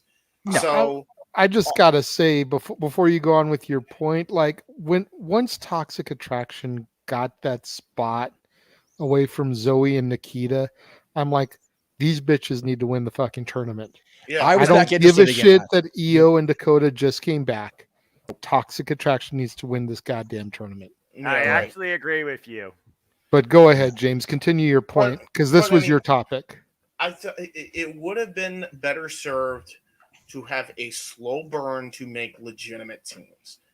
Like, if it were me, and by the way, if you were going to rush it, you actually did have a lot better teams than what you ended up going with anyway, that you could have made into teams. Here's a great example. Ronda Rousey and Shayna Baszler. Where the hell are they in this entire bracket? Why are we still doing the Natalya crap? Why isn't Natalya by proxy teaming up with her former Women of Doom running buddy, Beth Phoenix? Oh, well, because Beth is busy. Beth is busy getting ready to take Rhea's head off, and Shayna's challenging for the SmackDown Women's Championship at the pay-per-view. Okay, and Ronda's suspended. So have Rhea team. And Ronda's suspended. Right. Keep air quotes. Okay, so here's a solution to that. Have Rhea bring in Shotzi to the Judgment Day and have them as a tag team for the women's division. Yeah, problem solved. Shotzi needs something. Yeah, I like Shotzi, but I disagree with 100%. I'm not gonna lie. As much as I love Natty, and my love for that woman has been proclaimed from here to the moon, as Cameron Grimes would say. I'm pissed that she and Sonya won. Thank you. I agree. Right. I think it should have been Shotzi or trying to remember who the other team was. Not Tamina's team, not Natty's team, but who was the other one? Nikki Cross and Piper. Yeah, Nikki and Dewdrop. All right. It should have been one of those two teams. I know that's just what I know her as, Noah. I don't need the tongue. I don't hold it against you, but as soon as I hear a slave name, I'm instantly like slave I name. sat here watching with Cece, and I'm like, I love me some Natty, but it should have been Shotzi. The bottom line or is it this could have before we been- hand it back to James. This tournament, no matter when, how, whatever, insert some sort of question here, Simon Miller, should have been used to push forward new faces, young, hungry, unknown to a degree, talent. Yep. Now continue. Word. Or even then, like, you could have just waited until you could make legitimate teams. I don't know how hard this is. You have women you could just make good teams with. I don't get it. This isn't that hard. I could do this in a night. There we go. We have done It's it. not hard to book it. It's just hard to finance it. But what is there to finance? They have all the finance in the goddamn world. I agree. Hello? Here's my 2 cents, and I'll try to be brief. God help me. Yeah, you know how that goes with me. All good. First of all, as far as the team members themselves, you've got established teams or teams you can put back together. Why, in the name of everything that is pure and good in this world, are we having to deal with Piper Niven? You're welcome, Noah. Thank you. Teaming with Nikki Cross. You're welcome, Noah. When Alexa's gained enough of her sanity back where she could team up with Nikki again. Former actual tag team. Let me make my point on my own. Tag team champions right there. Boom. Right. Okay. If they're going to bring Sasha, I still say the moment JJ presented was great, where you had the tournament, you had the winners, whatever, and then Sasha and Nikki, Sasha and Naomi pull the Punk Cena thing. Like, that's cute. That's the moment for me. Cool. Yep. EO and Dakota's fine. You put Nikki back with Alexa. Okay, I forgot it's a different command word. There's ways, and again, I don't mind Natty being in. I don't even mind Natty not being with Beth, because Beth is now a key ingredient to the storyline with the Judgment Day. So I'm okay with her not being involved. Right. Shotzi was with whoever she was with in this tournament. She, that's fine. There's actually, I take it back. They put her with the Savior or whatever, the rescue, whatever the hell they call her damn name. Xia Li. Xia Li, thank you. Shows you how much actually is important. The fact that she brought up the main roster. Right. There's so much, and hell, if you're going to bring Dakota back, James talking about waiting. Raquel was brought up to the main roster, and I will wait until you tell me exactly what the hell the point of that was. Right. No point yet. She hasn't done anything except flex her back muscles and try to be all badass looking. And have one match with Ronda Rousey. And not for nothing. Here's a better team up just for those women in general. Dakota should have teamed back with her old running buddy Tegan Knox, and freaking Raquel could have teamed up with Io Sky. Well, but if you want to bring back Tegan, and Tegan doesn't want to come back, she's whatever about it. So again, fair enough. They could have done a lot of different things, and James talked about waiting, and that's fine. But the thing is, how long have we waited already? Sasha and Naomi walked out of the company before Mania, if I'm right. After. Okay, it was shortly after. And again, guys, I know about the spammers in the chat. I don't need to be reminded. I can do two things at once, despite belief to the contrary. Just stop pointing them out. It only makes it worse, because then they get the attention they want. Christ almighty. Do not acknowledge the bots. Continue, Jeff. Yeah, acknowledge Roman Reigns. Do not acknowledge them. That's right. Acknowledge Roman Reigns, not his tribal chief. Anyway, there you go. Thank you very much. That was bad. That was a bad dad joke. Lord, I apologize for that. I can make that worse. Hold on. You can't acknowledge that tribal chief, but you can acknowledge the tribal chiefs. Hi, Rikishi. Lord, we apologize for that. And James, you freaking idiot. Okay. Anyway, and don't acknowledge either of the Usos as little Jimmy or Jay. Anyway, wait a minute, little Jimmy. Wouldn't that just be young Uso? I'm gonna do a dad's walk off for about 20 seconds. I swear I'm gonna walk out this room and not look back. Go ahead. Okay, so May 16th they walked out for sure. Okay, whatever the hell it was. Jesus Christ. Man, either way, we've been sitting here, all of us at some point have been bitching about what are they gonna do the tag belts? What are they gonna do the tag belts? And then they do something. It's just not the right thing. Yep. But again, I hate that I am the anti-current fan. I am. We are not happy unless we're bitching about some way or the other. Do something about the tag belts. Here's a tournament. Do that tournament better. It's just, we're not happy. Okay. In this particular case, let's just isolate this incident. Okay. You could, even if you had to rush it, you could have made teams that make infinitely more sense than the teams they ended up ultimately making. Okay. Seriously. They could have. I've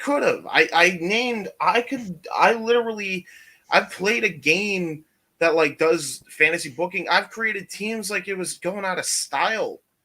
That's a field day for me, And there's no reason why you couldn't have brought some legendary female talent Trish back. Stratus and Lita. And then if you wanted your young team, where's Kaden Carter and Casey Catanzaro? Hello. Thank you. Yeah. I mean, it would have been a total haha, but I wouldn't have minded seeing Nikki ASH team with Mighty Molly. Yeah, absolutely. We laughed and we even if they just jobbed out in the first round, it's something that makes sense. Yes. Right. Almost superhero with an actual superhero, even though they exactly. Each other at the Royal Rumble. Nikki ASH would have been her shit. And even if you didn't want to do Ronda and Shayna for whatever reason. You could have Ronda lead a group of badass MMA fighters and have her lead Sonya Deville and Shayna Baszler. Yeah, just saying. I'll do you one better. Done this. You want to talk about formula teams? You want to talk about continuity? You want to talk about actual teams that make sense? Shoot, we're blurring the lines with Not My NXT and Triple H's main roster trying to reshape into his vision of what was NXT at the ground and what he wants to bring now to the world stage. I'll say it. Mandy Rose and Sonya Deville. Right. And, you know, if you hadn't had freaking Cora Jade turn heel 3 hours after winning the tag straps with Roxy, you could have had them in the tournament. Like, seriously. Or quite frankly, even if it did happen, Hunter, just retcon it. Say it didn't count. You did it with Tyler. Diddle the dude. You did it with Tyler Bate. He hadn't even won the UK title yet. And you put him on TV as the UK champion. He This is not the show. Yet. This is not the show you're looking for. Bring some talent over from NXT. Bring some talent over from NXT UK. Like I said, you had Zaya Brookside with Eliza Alexander. You had Sarray and Michael Satomura together to a degree. Again, we literally talked about maybe representing all branches, all brands of the WWE, and I went on a freaking rant about this. Yep. Yeah, and go back and check out that episode if you guys missed it, because holy hell, was it awesome! It was he went off, dude. It doesn't take God bless him. Key moments. There are points that break me. That was one. Now that's the reason. Good and bad. That's the reason I brought it up. Now, most of the changes that he's done on a whim have been a net positive. Yes, but this was a net negative. I think a lot of people are in the honeymoon phase, but this was a big misfire. It was. And I feel like he was just trying to rush to the end instead of building an actual tag division. That made sense. Agreed. The only thing I think of that can save this, not Chris Jericho's return, but the only thing I can think of that could save this at this point, since we've heard rumors that a deal is all but done for the return of Trinity and Mercedes.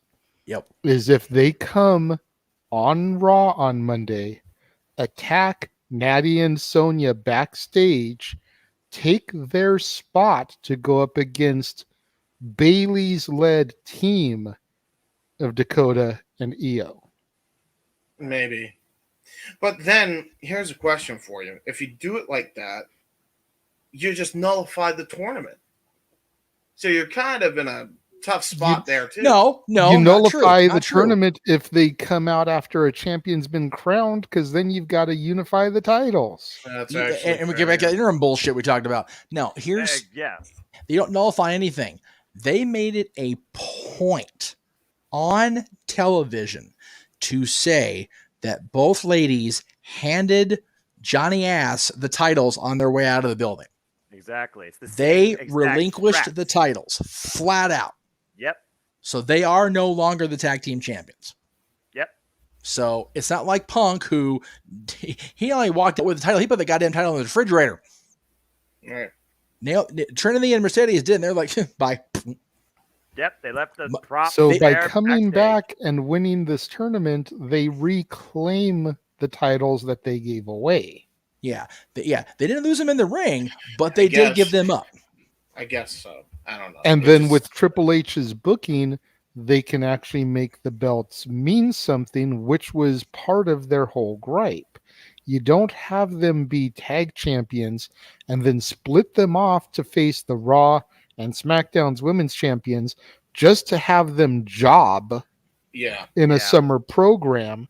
Because why are they tag champions if they are in a singles program? Exactly. If they're going to be tag champs, let them be tag champs. Let them bring some prestige to the tag title. Yep.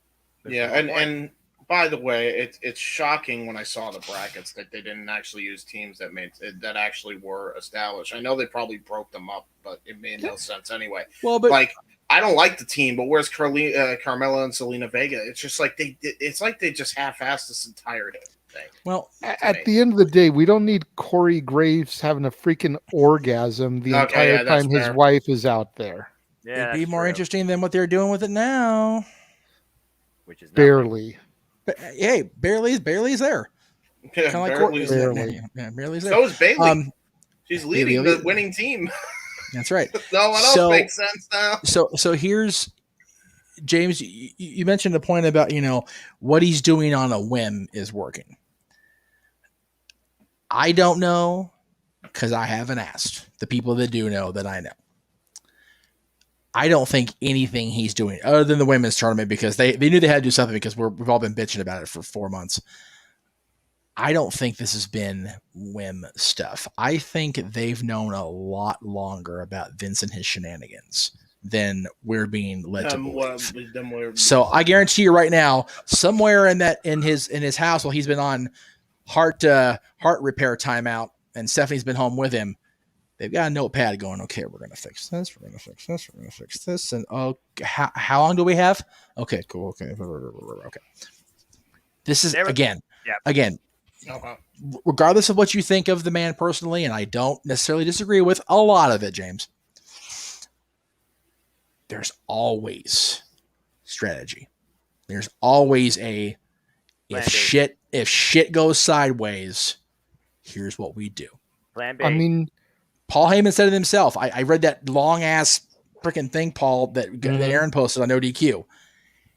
He is always preparing Hunter, Bruce, Stephanie, everybody for the inevitability. Because unlike we think of Mr. McMahon, Vince McMahon knows at some point he's going to die. It's going to be a thing. We've all joked he's going to freaking keel over at his desk, right? He didn't get the chance to get that far. But he's still been educating everybody else. All right, if this shit happens, you need to be ready. And whether you implement my vision or not, or whatever, stay the course.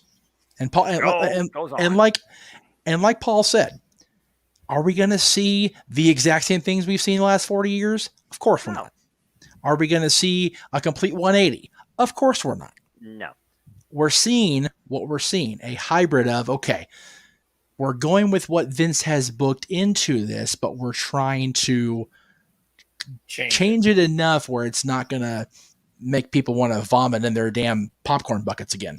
Hi, Russo and WCW 2000. How you doing?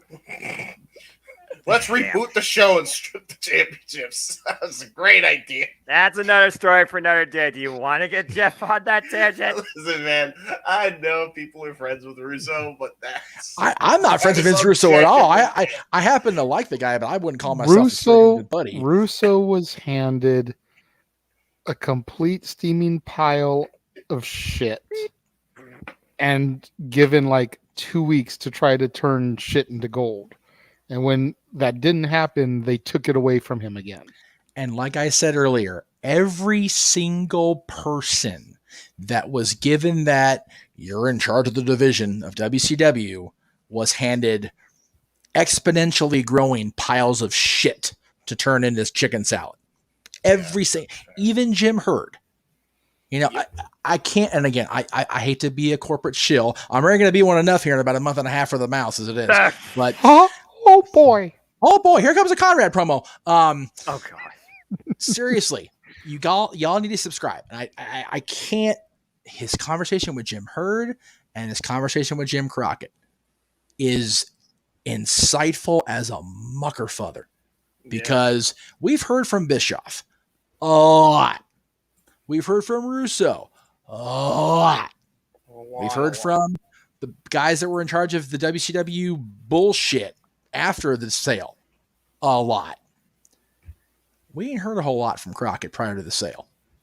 We ain't heard a whole lot from Jim Herd, who's been just buried because Nate hated his guts. You hear those conversations with Conrad, you hear their side of that story. Like I said, it was never, ever going to be a thing long term. Ever. Every single person that was in charge of that division was told, make this better. Well, how do I do that? I don't know. You're in charge of the division. Do what you got to do. maybe there was a point. I'll even go as far as because it was so mismanaged and because they wanted to kill it off so bad. Maybe there was a heart in Vince in that regard. Maybe there was a heart in Vince after all, because there was a point in time where the brand split was supposed to be WCW and WWF. Well, yes and no. Too. Yes, and had okay. And Buff Bagwell not happen apparently. Well, no. Okay. Please don't get me down that rabbit hole. I will end this YouTube channel for the rest of the day. I swear to God, because it's not just like a Mark fault. It's not. Yeah, I agree. Okay, seriously. If you briefly, let's book the first WCW match on WWE television in fucking Tacoma instead of, I don't know, Atlanta. Anyway, next week, FD? By the way, they were in Tacoma. Where was FD? Right. Yeah. The fact that they were in Tacoma for July 2nd and they were going to be in Georgia the next week and they booked the WCW match. Vince McMahon proved he was worthy of WCW because he booked it as bad as the rest of the bookers did. Anyway. That's a whole different sub-tangent. Yes. Getting back to Hunter. Yeah. Are we, this only kind of dawned on me here recently, but is it not at all a little bit ironic that Gargano, Cross, and some of the other names from Noah's NXT had yet to sign the dotted line with Impact, NWA, AEW, so that they were available once Triple H came into power? Yeah. Yes, sir, I'm back. Right. Yeah. He did say he's in close communication with several of these people. Yep. Even Bray Wyatt for the longest has yet time, to sign a deal anywhere. And he's been gone for a year and a half now. Yep, pretty much. So how long could they internally have known about this if Bray has yet to sign somewhere? Because he definitely would have, pun intended, made an impact if he had shown up on either that show or Dynamite by now. Oh, yeah. Especially after the death of Brody. Like, Bray could have easily taken over the Dark Order. True. Oh, yeah. And it would have made perfect sense. Absolutely would have. But he's still available. And not to mention this as well. And supposedly, there's rumors Jonah Rock's coming in. The former Bronson Reed's going to be coming back too, and he was never tied down to New Japan, apparently. So, but he was an Impact for a while, so he was an Impact, but he's not anymore. That was short stint based on appearances and how long they wanted to utilize him for, book him for. And keep in mind, there's a chance too. I think there's contracts coming up in New Japan as well. True, there are. And supposedly Bray is close to a deal with Triple H and stuff. There you go. I mean, we keep talking about it. It seems like every week Jeff and I do a show, somebody talks about Bray Wyatt's return. Yeah. But, if you believe what you read on the internet, which I don't, it's closer to happening now than it ever was in the past. Well, JJ, you got to remember, they had to ask us something besides Sid and Paul Roma because we already got out there both their asses because the Horseman show is over. So they had to bring up something. This is accurate. This is accurate.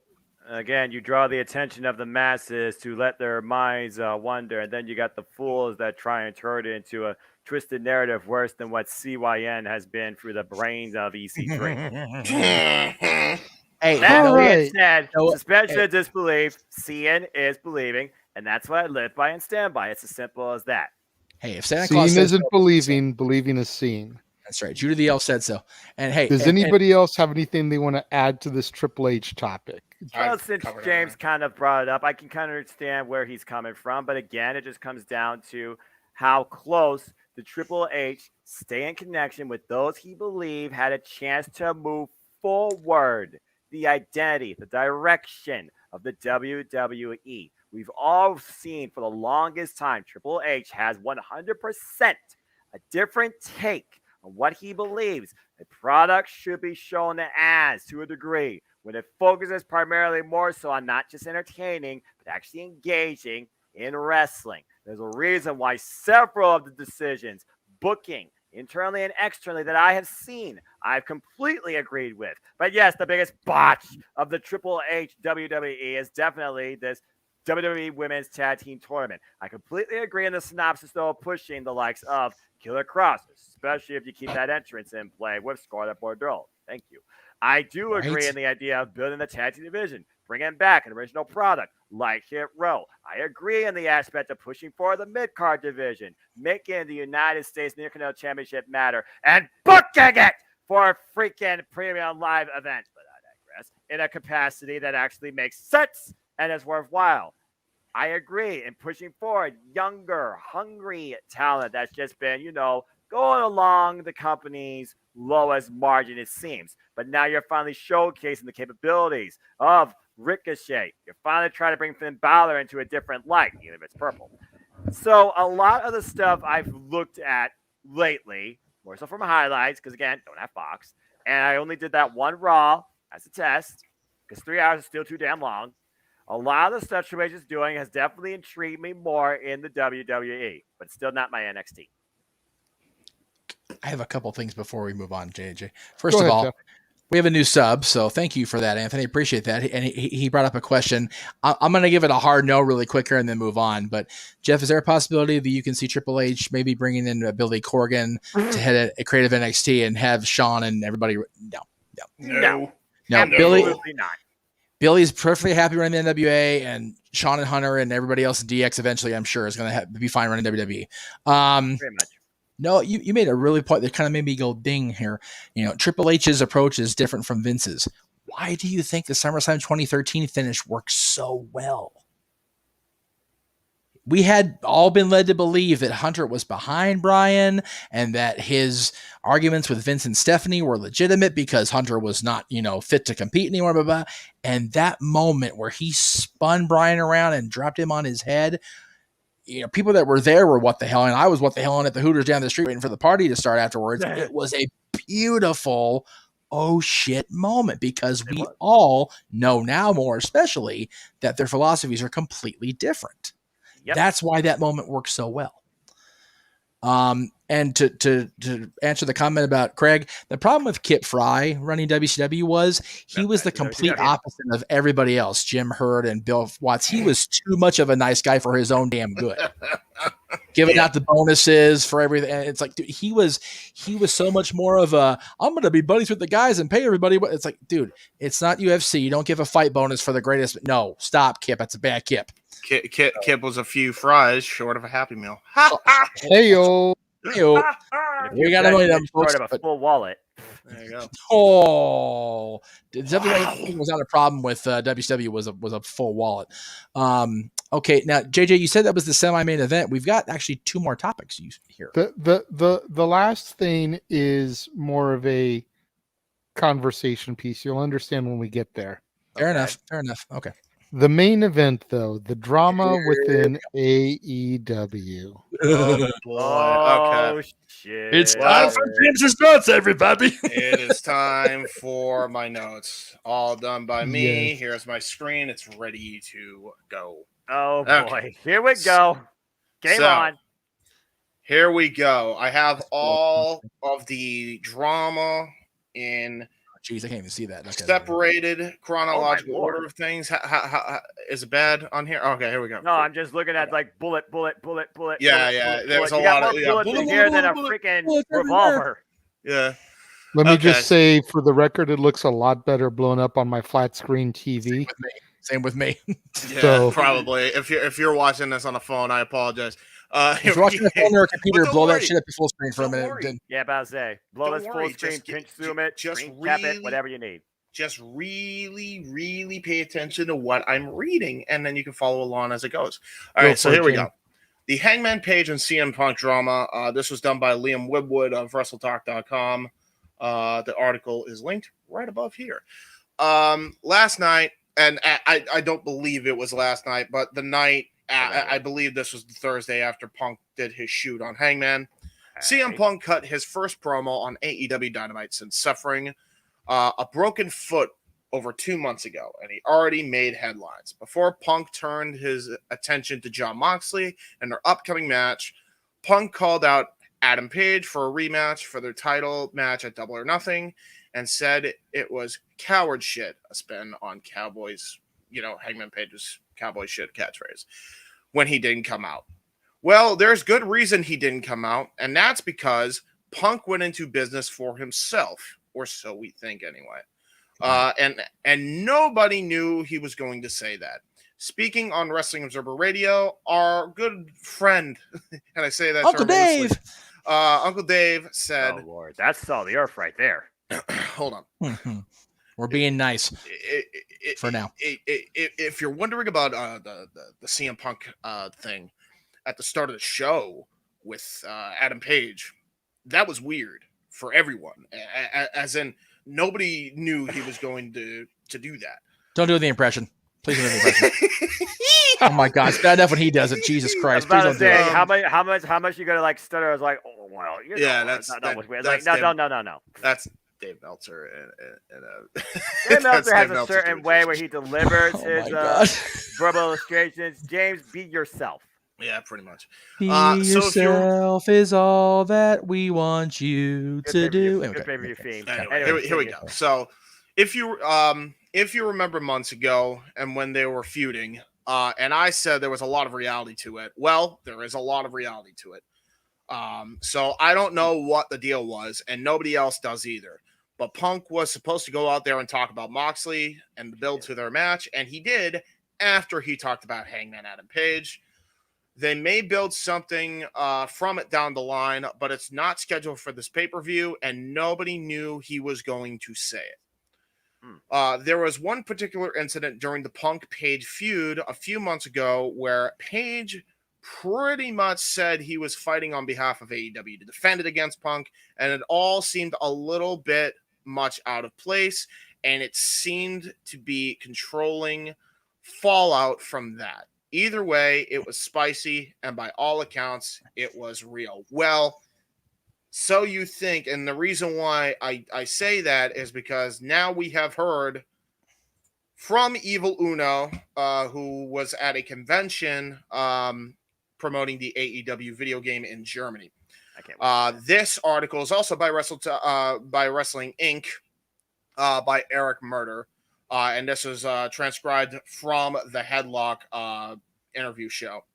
In an interview with Headlock Podcast, Uno revealed that he is what his fellow Dark Order members and Hangman were up to when Punk cut his promo, and Uno gave his perspective on the whole situation. Truthfully, we were in the middle of training when this happened, Uno said. So I would say everything you hear is possibly hearsay. To be honest, I think who knows? From my side, that I think there was nothing, but who knows? That's the beauty of wrestling. You never really know. Yep. In this article, and this is the big key, is the third bullet point here. Regular viewers of the YouTube series Being the Elite will note this past Monday's episode where Hangman was seen helping Uno and fellow Dark Order members 10, Alex Reynolds, and John Silver prepare for their upcoming AEW World's Trios Championship tournament match. Page scolded away a person who burst into the room to inform him that Punk's promo was happening in the ring. Yep. I mention this because nobody has had this go with any traction whatsoever. This is a big thing. You don't put that on Being the Elite, and it's not a freaking work. That's why I'm still convinced that this will work.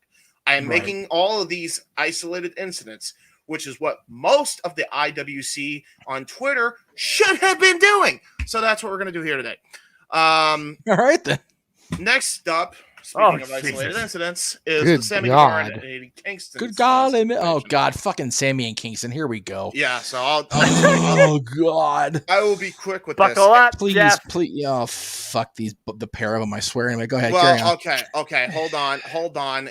Let's just straight up say, to begin with, Sammy was 100% in the right of this situation. Let's not even kid that. No, I know he is. I just like Sammy anyway. Yeah, fair enough. So let's begin here. AEW Sammy Guevara has issued a statement detailing his side of the story following a backstage incident with Eddie Kingston that led to a Kingston suspension. In that statement to Fightful, Guevara said that incident with Kingston stemmed from verbiage that Guevara used in a promo to set up matches with Kingston at All Out and probably beyond. Guevara said that when involved in storylines, AEW talent communicates certain subjects that they don't want to be used for a promo or material in building to a match. That's going to be key for one of the later situations.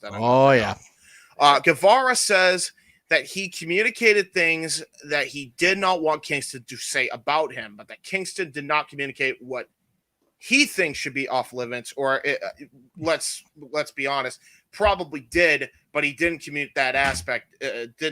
Communicate that aspect of it properly. Communication is key, ladies and gentlemen. Yeah. As a professional, you communicate things you don't want to be said.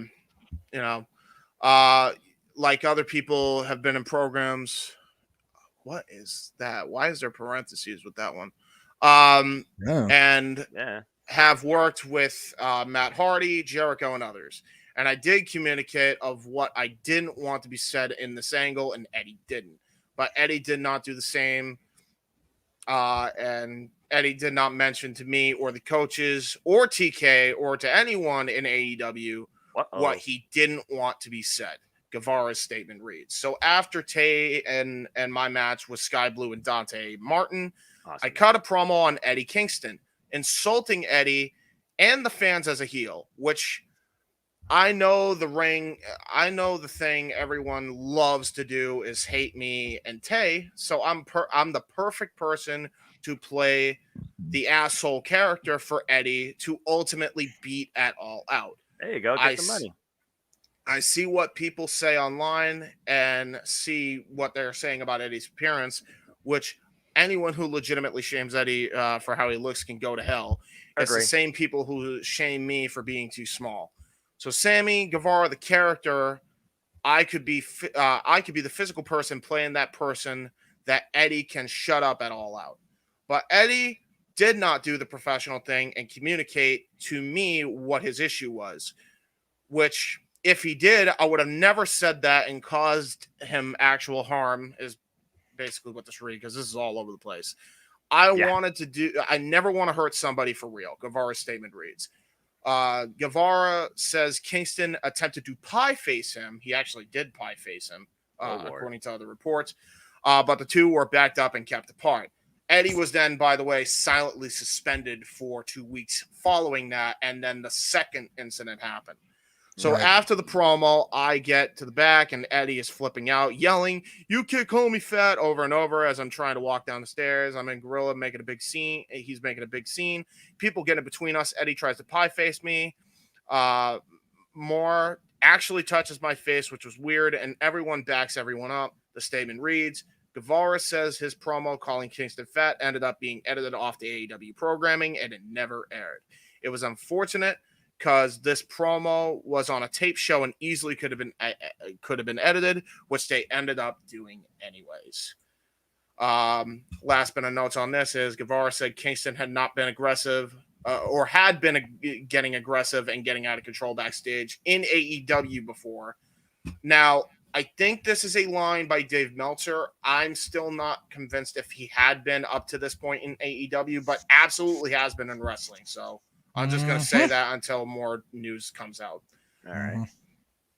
I know this isn't Eddie's first time being aggressive and getting out of control backstage. I know he had some kind of anger management after this whole thing. The statement reads, Guevara says the situation with Kingston was unnecessary. The whole thing was very unnecessary, but it is what it is. Live and learn, I guess. On to the next thing. Here we go. Guevara's statement reads, Kingston's suspension following this incident with Cesaro had since ended. In a statement to PW Insider, Kingston said, I was wrong for being unprofessional. That is a blind fact. He did what he did, and the public can judge that, but I know for a fact that I was wrong. Respect. So Kingston and him have calmed down that situation at least, so that's one less headache in that freaking locker room at least. But, you want to talk about freaking headaches? Oh, here we go. Lord Almighty. This is the thing that has concerned me the most, is the beef between Britt Baker and Thunder Rosa. And I will explain why at the end, and I'll give my thoughts after.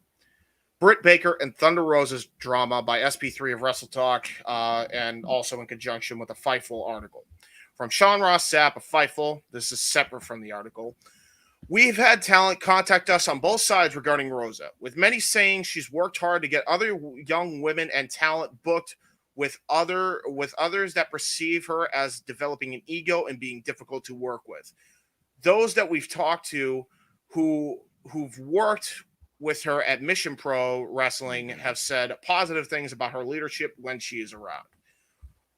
Following the announcement, which, by the way, I forgot to put that in here, but basically following the announcement of her having to relinquish the title, Voices of Wrestling reported that Rosa and or Dr. Britt Baker, DMD, can't stand each other. FIFA Select has confirmed the report, indicating that Rosa and Baker have had heat for well over a year now. However, the two have attempted to remain professional, supposedly. I'll get to that in the second page, and work with each other. The report also notes that Jamie Hayter has also developed heat with Thunder Rosa, following suffering a broken nose in their AEW Battle of the Belts 3 match earlier this month. Much of the heat between the two women emerged from Rosa working too stiff in the ring. Britt Baker and Jamie Hayter will compete in a 4-way match, and along with Tony Storm and Hikaru Shida, to determine an AEW Interim Women's World Champion at All Out on September 4th. Now, I read all that, and it says they are trying to remain professional. Well, this completely nips that in the bud. That's not at all the case. Oh, God! Okay. So, Jesus Christ. this is the longest part because there was a lot to write down. Now, normally, Off the Script never has a source, but they ended up covering the breaking news as it was happening, with Thunder Rosa being reported that she was sent home, and then Eddie Kingston saying he was suspended. They got the clarification of what was going on from a reliable source in AEW that will remain anonymous. So they never, ever say they have a source unless it's legitimate. Regardless of how you feel about Off the Script, this was absolutely crucial to get here. So I'm going to read it off here. From Mike Johnson of PW Insider. PW Insider has confirmed that the nature of Thunder Rosa's injury is a disc issue in her back, bulging discs in her back. In fact, Oh, no. we are told that it was something she has been trying to work through as of late. There is no word for a timetable on her return. It was later confirmed by JD and Jesse of Off the Script that the injury occurred after the stair spot that Thunder Rosa took in a tag match on AEW Dynamite. After a match on Dark, she was in a tag match and never once got tagged in. I remember that match. These notes are now all from Off the Script. All of these are from Off the Script. All of the source they have here. Got it. Gotcha. Yep. Understand. They compare the notes from Voices of Wrestling's original article on Baker and Rosa with their source. They reveal to have a source that will remain anonymous, like I said. So of this report, Dr. Britt Baker and Thunder Rosa can't stand each other, described as mortal enemies. Very, very true. They have what is described as nuclear heat with each other, and it is based on Britt Baker and the way she conducts herself backstage. It comes off that she has put herself in a position to be completely entitled and spoiled, ... just has to get her way with things. Jesse goes on a little later on in the podcast to bring up the sandbagging story. The whole sandbagging thing stems from the match that Thunder Rosa had with Marina Shafir, which I have on this program have reamed Britt Baker out for personally, by the way. Oh, yeah. He says that the sandbagging rumors were started by Britt Baker herself. She is also in the ear of Marina Shafir along with Jamie Hayter. With Rosa sandbagging, that rumor was leaked by Dr. Britt Baker. Now, the promo itself, where they came out and used the word sandbag in a promo, here's where I mentioned that talent communicate what they don't want said in the promo, right? Yes. That line was fought by Thunder Rosa to be removed. Oh, boy. She did not want that line in the promo. They went to TK, Tony Khan. TK overruled it, overruled the request by Thunder Rosa, and let it go. They discussed it, went back and forth a little bit, and she was overruled, and it had to go in because Britt Baker lobbied for it. So it went in. Now, if you also remember, Thunder Rosa came out in a T-shirt that said sandbagging on it. That was Thunder Rosa's idea in an attempt to take the power away from Britt Baker by using that term on her like that. JD would also conversate with Jesse on the podcast as they read from the source that Britt Baker shot on Thunder Rosa this week after she announced her injury backstage. JD thought it sounded real, and Jesse confirmed with the source notes that the promo, in fact, was a shoot promo that did not get cleared ahead of time. Oh, jeez. Turns out you were right. That is a shoot. It appears that Britt Baker has been taking liberties on the live microphone as it pertains to her shots that she's fired at Thunder Rosa, meaning these things were not cleared ahead of time, not put there to, further a storyline or a match. They were just done because Britt Baker can apparently just do what she wants. Right. Talk about favoritism, GK. What the F, man, is what I wrote after I read that one. Right. They then compare their source notes on the situation with the notes of Voices of Wrestling's piece. In that VOW piece they're quoted saying that after she broke Jamie Hayter's nose on Dynamite, Rosa hid and cried in the bathroom in fear of getting her ass kicked. Jesse says, after Rosa broke Hayter's nose, did she go into the bathroom? Yes, but she did not go to the bathroom to hide from anyone, and Thunder Rosa was not in the bathroom in fear of getting her ass kicked from anyone. She, Rosa, was in the bathroom to remove herself from a situation that she felt was going to get volatile, so she went to the bathroom. By the way, there was another source later on that did confirm she then since apologized. That was not a planned spot by her. It was a botch. Right. I forget it had to be. Continue. Exactly. Jesse also goes on to note that a lot of stories that have come out about Rosa have apparently come from and been leaked by Dr. Britt Baker herself. What is also coming out from the source is that Britt Baker also heavily rehearses her matches, Macho Man style, because she doesn't have the ability to go out there and call it in the ring like the other women do. Mm-hmm. And when she tries that, it comes off very sloppy and terrible, was Jesse's words. This was in defense of Thunder Rosa and her working stiff, and we found out she still isn't capable of calling a match in the ring yet. The final notes here, and this is a lot shorter than that one was, is all by Wrestling Hub transcribing off of Busted Open Radio. Not a low bar to have to hit, brother. No, it's not. I am not. This is straight from Thunder Rosa here from Busted Open Radio. She said, I'm not the best physically right now. I was in a lot of pain yesterday. A lot has been happening in the past couple weeks. Unfortunately, I'm going to be out of commission. I don't know for how long, for a couple of months, probably. I have a problem with my back, and yesterday I was trying to be strong. Back problems are not easy. Some days are good, some days are not. Yesterday was not a good day, and I was in a lot of pain. That's one of the reasons I'm taking time off. I want to clear the air. This is not fake. This is not a work. I'm not comparing injuries to injuries. That's a shot straight at Britt Baker. There's your receipt, by the way. If I could walk, I can work. Dr. Simpson, he did not clear me to wrestle. I'm not cleared to wrestle. It's not that I don't want to do the match on Sunday at the AEW All Out. I can't walk. It's a shame that this is being put on social media, not only to discredit me as an athlete, but also discredit me as a wrestler.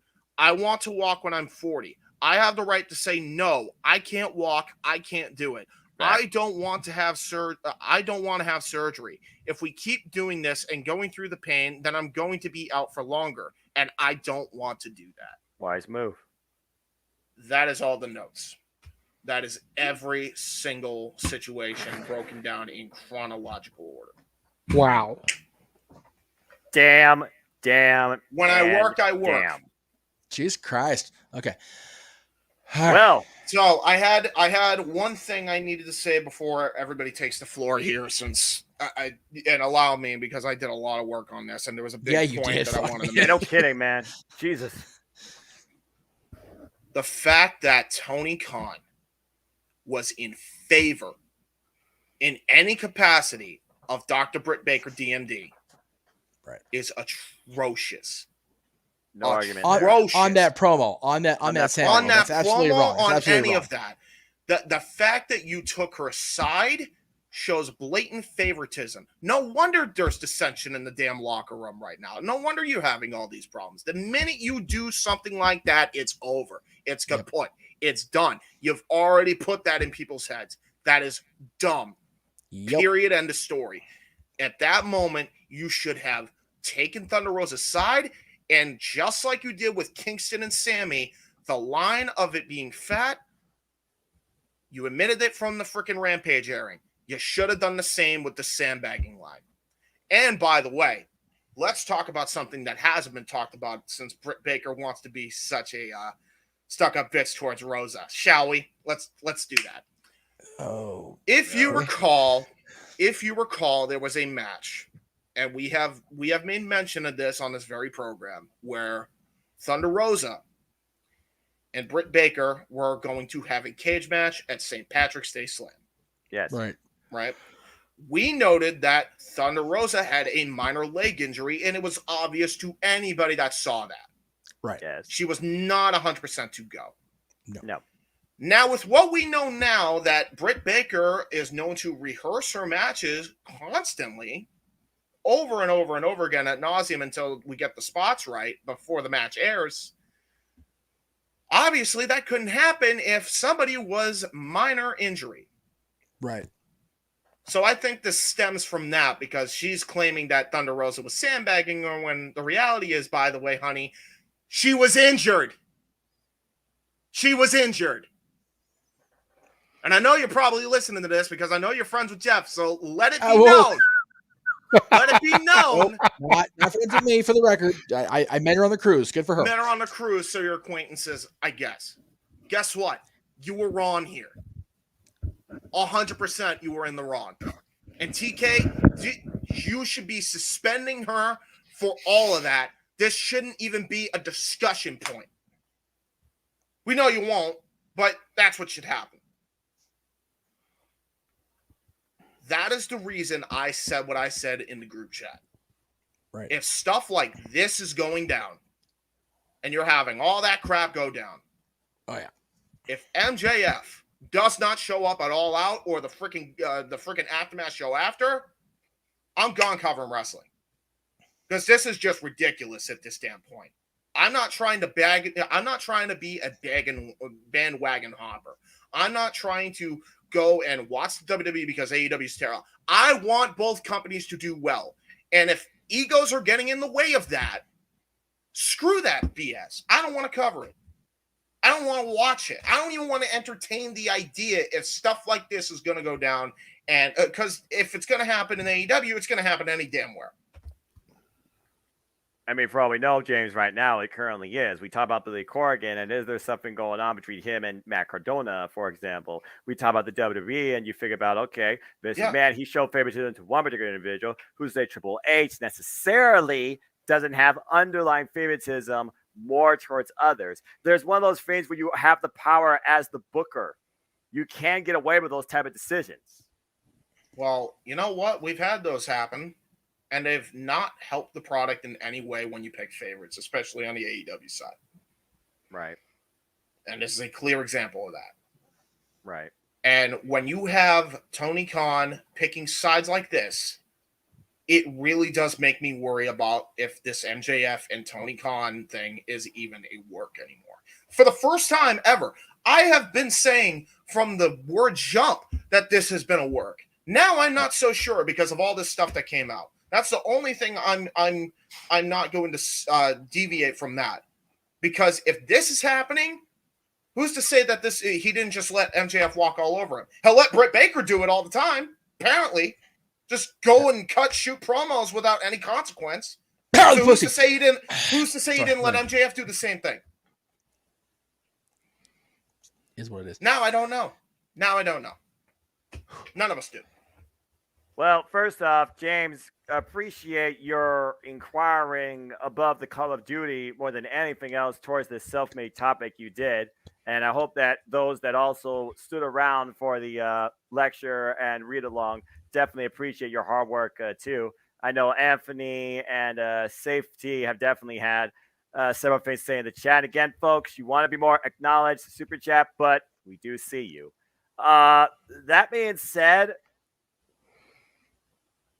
JJ, Jeff, you want to kick this thing off? Because I'm still trying to process everything here. Yeah, it's like, who wants to go first? Yeah, who wants to go first well, on this one?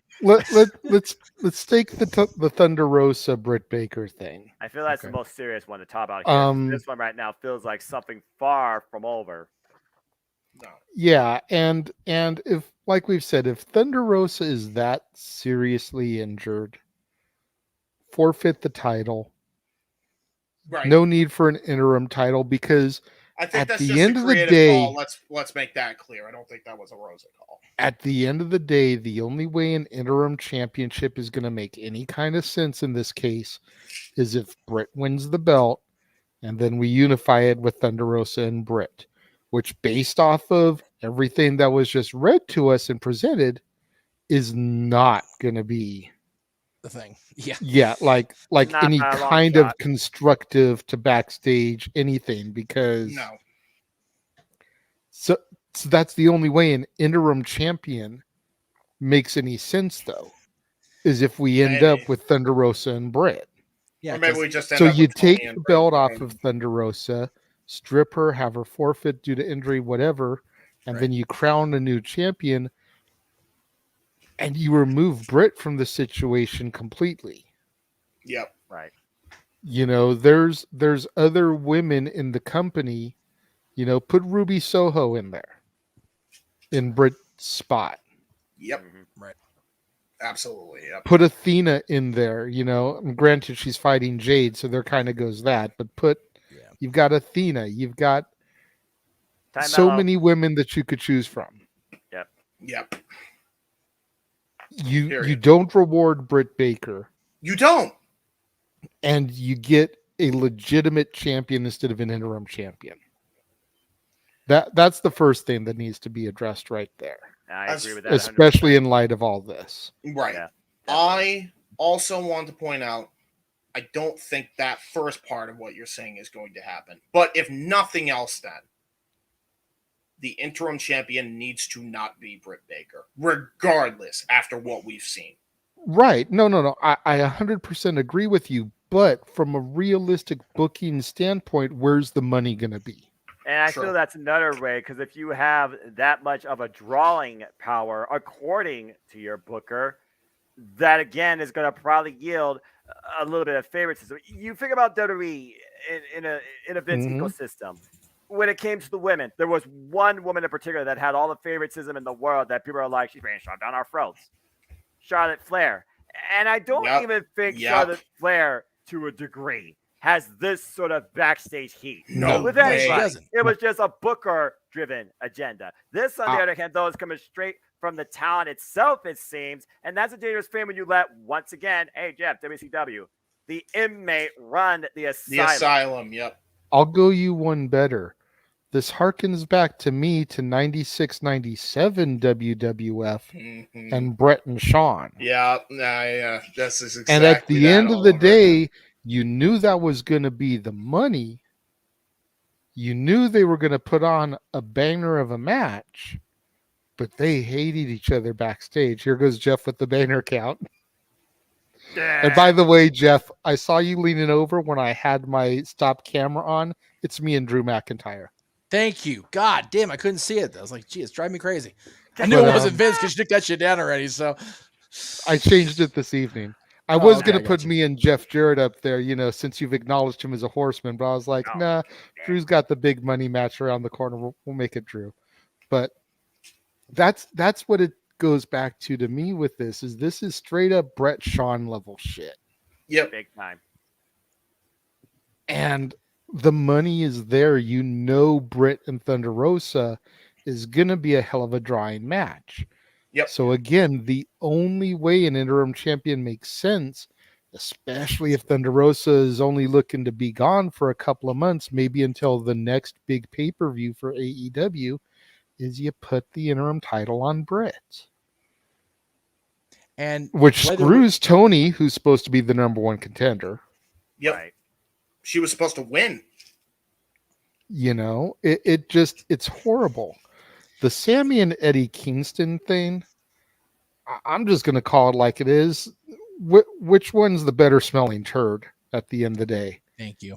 I can't stand either one of them. I've had issues with Eddie in person, and I might actually like Sammy if it wasn't for the force feeding of him and Ty getting shoved down everyone's throat. Well, be mad, and they're making that money. Sammy is a great in-ring competitor. So is Ty. But I don't want that shoved down my throat. I agree. No. As far as the Punk and Page thing, you know, and I know Jeff has got a lot to say about Punk. I have a lot to say about all three of these things for the record. I'm about to go off on a bitch here. I will let him say what he wants to say regarding Punk. I may no longer be straight edge, but I still support the character of CM Punk. The whole thing he did with Page and laying down in the rain and calling him out and making snow angels in the rain, I was like, okay, this is kind of weird. Where are we going with this? Right. But after having witnessed the pipe bomb in Vegas, I expect nothing less from Punk. I'll say this is the guy that changes the culture when you give him a microphone. Exactly.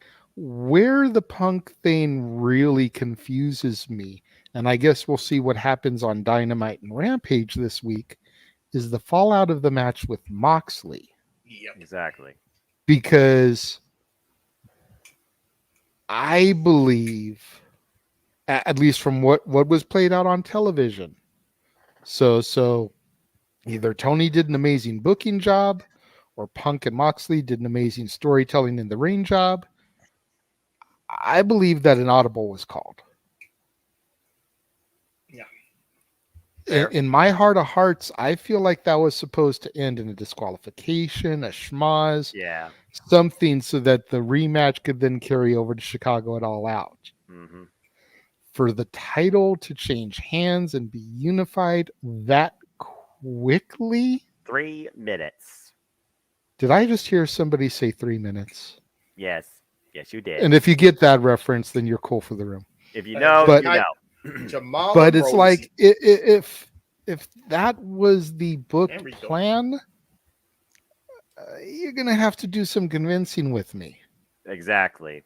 I think Punk seriously re-aggravated himself. Maybe he wasn't 100% to come out there, and when he went for that enziguri and landed, he screwed himself. Hold on. And so they had to call an audible. I don't think that's what it was, because here's the reason why I don't think that was a shoot injury. It was a work, and I'll tell you why. Okay. Has anybody seen the Chris Weidman Anderson Silva fight? No. Okay. Jeff has, so he knows exactly what I'm talking about here.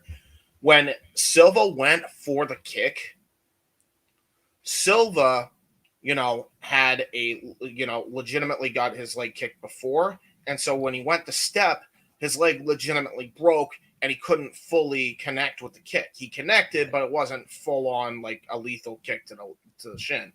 Right. He then just collapsed in tremendous pain, and the fight was stopped. And Chris Weidman was the winner by default. Right. When Punk went and did his high kick, he got the full step through, and his foot was straight. There was no possible way that you could have broken your foot on that landing. Absolutely none. That was a sell job. I'm not saying he broke it, but I'm just saying maybe he came back too soon and re-aggravated the injury. Maybe, exaggerate it. But I do believe that this was a plan I don't think this was a shoot. I look at the environment. Fly. I think of it like this: John Moxley, home state turf, day one guy, out to prove a point. He is AEW. He is champion for a reason. Now you move forward to week 2 in this continued saga on CM Punk's turf in Chicago on a go-home show that leads to a pay-per-view in Chicago where there is not yet an AEW World Championship match. We've seen some teases of CM Punk asking himself and asking the fans, tell me if I'm telling lies. Am I the good guy? Am I the bad guy? There's something to be played out in this storyline, and I feel it will culminate all out. The season's been planted, and the tree will start to grow in Chicago on Dynamite next week when John Moxley speaks. Mark my words. And here's We'll another see thing. what happens. Here's another thing as well. The only thing that would make me believe that this was a call on the fly situation is if we find out later on after All Out continues that Will Ospreay and Kenny Omega's match and the trios match got more time. That's about the only way I could see that happening. That's a fair point. Otherwise, everything looked like it was planned from start to finish. Nothing felt amiss. From a show formatting perspective, nothing seemed off. Yeah. Again, I was there live, and we were a little confused, but then we saw basically that they had no other wrestling matches left of this except for the main event. And we got a 30-minute banger of a trios match that was so damn good. God, I'm not really doing it at this point. I'm just Before we go over to Jeff to bring us home on this topic, Noah, go ahead and you take the floor on this and the backstage drama. And since you went ahead and you mentioned being there for the show, which, screw you, by the way. Talk a little bit about the experience of the show and then give us your thoughts on this topic, since this is our main event topic. I feel like I'm just the middle guy here, giving my 2 cents to a degree when I think about, wrestling and how, again, you blur the lines between what actually is false versus actually true. #reality. But that being said, as far as all this stuff goes, CM Punk is always one to draw attention. And whether or not it's good or bad, publicity, it is something. And it brings attention to your product. That demonstrates professional wrestling, the most polarizing thing in the world of entertainment, the most global localized thing in this world today in the industry to some form or degree. So that being said, I look at first the CM Punk, the Heyman stuff. If he did go into business for himself on Heyman's own turf, and they played off that on BTE, which we all know for those that follow it, Anthony, you definitely can tell that, okay, maybe they were aware of this. But also, BTE likes to look back at previous weeks and then play off it on upcoming episodes, too, to a degree, James. So, again, there might be a little bit of subtle tension there, especially maybe the way that Heyman and Page approached the promo up to Double or Nothing. Figured CM Punk is a threat to the brand. Now, as far as the Eddie Kingston and Sammy Guevara stuff, I'll let Jeff unleash his nuke on that. But as far as, inside the corporate environment, both men looking at this as this was a situation that got misinterpreted, and on the other hand, we must be professional, and it came to some sort of consensus in the end. I can respect that. As far as character direction goes and human morals, that's a whole conversation for another day, as we know the shady history and the controversy that definitely follows both these men in the industry for separate means to a degree. But as far as the Thunder Rose and Diamond Baker thing goes, if this is a situation where the inmate is in bed, figuratively speaking, with the warden and running the asylum to a degree out of some B-rated movie, maybe with a prison under a different mean, something's got to give very quickly. Because if others catch on to this and try and do this practice as well, then AEW can literally fall apart from inside the scenes. So again, Tony Khan's not going to be a pushover, as someone alluded to me, then this is the number one factor that you have to rectify to make me believe. And that's really all I got to say about that. Now, as far as my live experience, big fight feel. The crowd was absolutely electric for CM Punk and John Moxley. We watched the match, and I feel there was an audible gasp when it was done in 3 minutes with all the build-up. That the entrances combined was longer than that. The intros felt longer than that. And we're like, what the hell?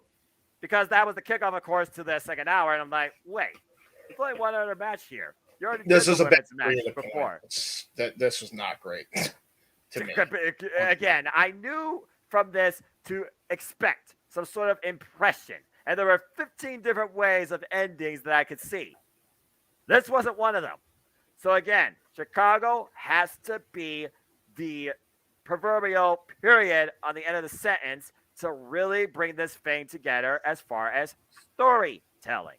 Because right now, this whole thing's a story. Let's put it out there. This isn't about the title. This is a story. Right. We want to see a very conclusive, logical, supported ending. And whether or not it includes a certain character you want to see added to the chapter, James, again, All Out Week is literally this week. We'll have to wait and see. Sure. But again, the Will Ospreay and the Death Triangle match, United Empire, I could talk about that match all night, but that's not what this topic's all about. But as far as my life experience goes, it was different, especially when it was all over. But as soon as the trios match pretty much happened, I feel like almost everybody forgot about that for 30 minutes to a degree. And that's really all I got to say about that. Well, there we Jeff? go. Yes. Now, before you let loose on Punk, because if anybody Punk, knows, I promise. I know you're going to touch on all of them, but I also know your stuff with Punk, and I've heard you say briefly on the review and stuff, a little bit of your piece about Punk regarding the situation. So before you really like lash out at everybody, and especially Phil, is there anybody in the industry in the last 15 years, maybe even a little longer, if you go back to the Punk Joe saga and the original Summer of Punk in ROH, that has given fans that water cooler talk than CM Punk? Hey, did you see what that guy did? Did you see what he did? Whether it was signing his WWE contract on the Ring of Honor title, or his debut on WWE CW, or the Straight Edge Society, or dressing up as Jeff Hardy, or the pipe bomb in Vegas that we were there for. Nexus. Yes, the new Nexus, to even coming on to AEW just over a year ago and making that debut that nobody thought he would do again. And then everything in between with UFC and lawsuits. Could this just be another opportunity that CM Punk is giving us for that water cooler talk? Go ahead, Jeff. I will try not to interrupt you. To answer your question, no one has even come close to the water cooler stuff that Punk has done. I must be in a giving mood. I gave Jarrett the fucking Horseman title. Now I'm giving the acknowledgement to Punk. I must be in a happy place being hired by Mickey DeMouse. Or you're I'm sober. gonna whoop your ass next weekend. I'm gonna strut right into my foot in your ass here in about 20 seconds. Okay. Now, first of all, I applaud you for the work on those notes. Let me just say that right off the head here. However, everything on the internets is on the internets. Yes, exactly. And that is fair. I will say that before I say what I has to say. I have to say that first because whatever. Things can change, yeah. Okay, Britt and Rosa. Met both of them, worked the shows both of them. I don't disbelieve any of it. I really don't. I think all of it is perfectly valid. Yep. Rosa's stiff. She always has been. That's why Jamie. she was Jamie's very stiff. Jamie being formerly a Bob in Stardom. Hello, they are the definition of strong style. Okay, just hang on. Okay. That's why she was such a credible NWA champion, because it's professional wrestling, damn it. You got to be a credible champion to be an NWA champion. Yep. Britt is who she is, man. She just, and I don't agree or disagree with it. Britt is who she is, who she's always been. Okay? There's nothing worse than an attractive person except a attractive person who knows she's attractive. Same with the dudes. There's nothing worse than a hot guy that knows he's hot. Oh, terrible. It's the worst. Mm-hmm. So I don't disbelieve any part of that. However, I agree with what JJ says, that if they're going to crown the interim thing like they're saying, it needs to be Britt. None of us need to like it, but it's the best thing for business because then Rosa can come back and want to whoop her ass. And if they can get those two on the same page, at least for that moment in time, go for it. If it was going to be a vacancy fill, it should have been Tony. But because it's not, it needs to be Britt. The backstage stuff between the two of them, it's just a microcosm of the bigger problem, like we all talked about. Yep. Eddie and Sammy. I haven't met Sammy yet in person. I haven't had a chance to work with him. Haven't had a chance to do anything with him. Haven't heard anything really bad about the guy other than the drama with Ty and all the, the gratuitous nonsense between the two of them. So whatever. Eddie Kingston, on the other hand. Okay. Oh boy. Oh boy. Look, I felt bad about shitting on him all these years after he went out with that report and made the article about him with his mental health issues. And, that's why he was such a dick all these years. Hypocrisy. Define. Eddie Kingston this year. Anyway. If you're going to apologize for being an asshole because you have issues, you show you're apologetic by not fucking doing it anymore. Fair. Yep. Okay. Punk and Page. What do you think? God. Okay. Yeah, I was more upset Thursday than I am tonight about Punk. I'm not going to lie, because I've had a chance to really think about it and really evaluate my stance. However, I still stand by what I said, that, he sat there and bitched for 8 years about the company made him sick and he became a bitter critter and, he didn't want to go back and not get healthy. If this is a shoot, like everybody in the note said, then you're still a dick, Phil, and you were a dick before you got to the end, you're a dick after. So it's not the company, it's the business. Right. You can have the greatest series of matches in the world with Samoa Joe, but if you're a fuckface, you're a fuckface, dude. Like, seriously, it's just the way it is. Yeah, exactly. And as far as Paige goes, I feel bad for Adam, and I only say that because I've talked about this a couple times. I had to rack my brain watching Jack of All Trades this week because I had forgotten that he was AEW champion. Ouch. Because Greg, the clue that Greg gave to fill in to have people guess was AEW Women's Champions, which is an even easier category. No, I'm sorry, it was World Champions. And basically, the format of that particular round is you have to not match everybody else in the room. Oh. And so there were 4 contestants, and there were 5 champions. I'm like, who the fuck was this? Oh shit, Adam Page. Yeah. Because it was such a beautiful moment when he finally beat Kenny. And then it didn't matter. It did not matter at all because the summer of Punk had arrived. Yep. It wasn't even the summer of Punk. It was the year of Punk. Well, right, but he won the championship going into the summer is what I was trying to get across there. Exactly. Because the first show he was champion was June 1st. I was there. So, and again, he went into that coming out of Vegas hurt and just exacerbated it with the trios match with FTR. Yeah. And again, people, oh yeah, you're saying this now. I saw it when it happened. He landed so bad more than once on that buckshot attempt in Vegas. Yes. And then you could see during the match with FTR in the trios match, he was having trouble the whole match.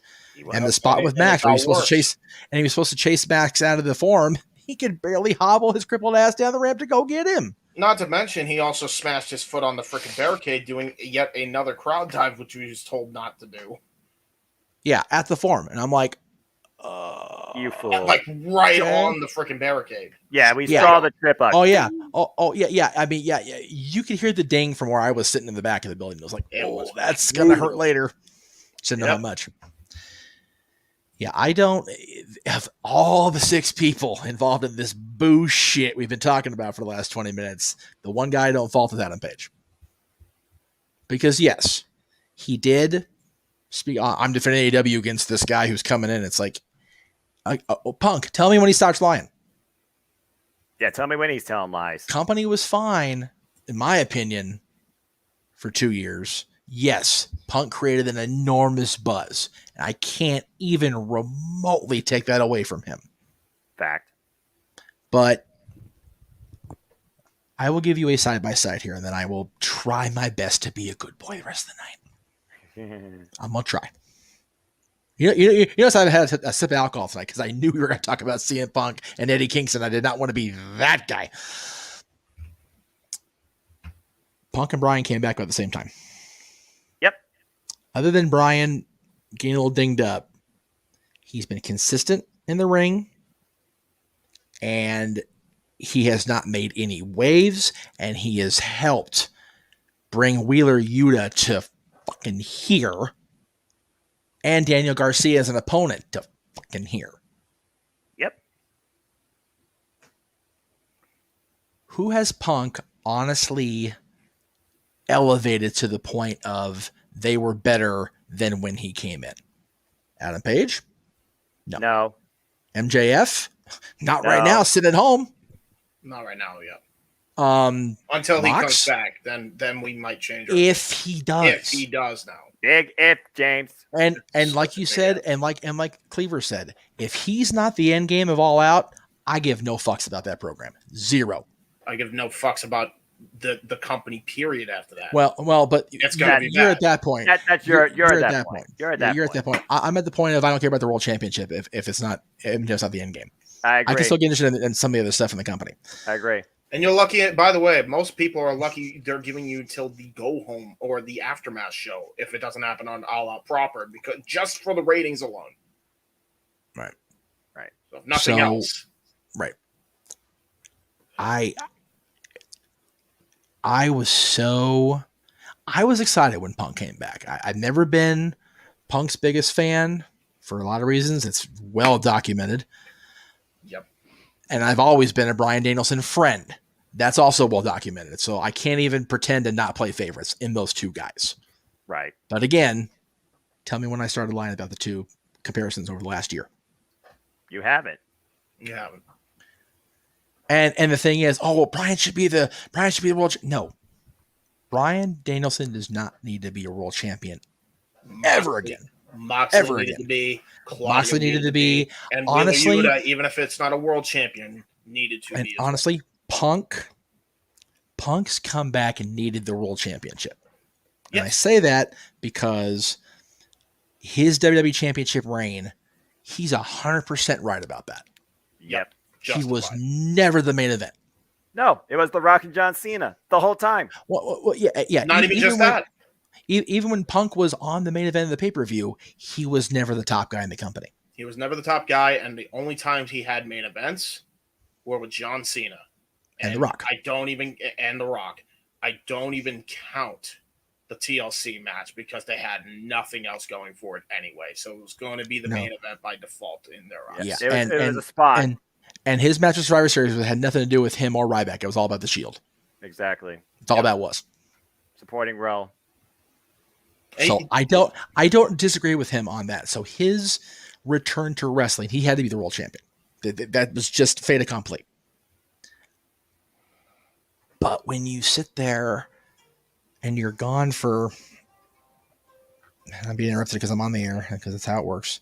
7 years, but yeah, who's counting? 8 years now. We're almost done. Technically. Turn that shit off. Anyway, he was gone for so long. He came back, got hurt right away.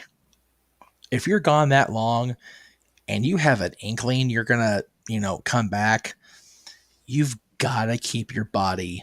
And again, this is the fattest dude in the room talking about this shit. So, okay, I get it. But I'm not going out there and wrestling the world champion every night on television either. Exactly, that's the difference. Yep. Okay. Big difference. I'm not stepping in the octagon thinking I'm hot shit and getting my nose turned 3 different directions. Sorry, Phil. Damn. In Cleveland. I have a problem with the perception/presentation of hypocrisy. Mm-hmm. Don't rag on the company that made you sick. The business made you who you are. Yep. There you go. Period. You were a piece of shit on the indies from firsthand experience.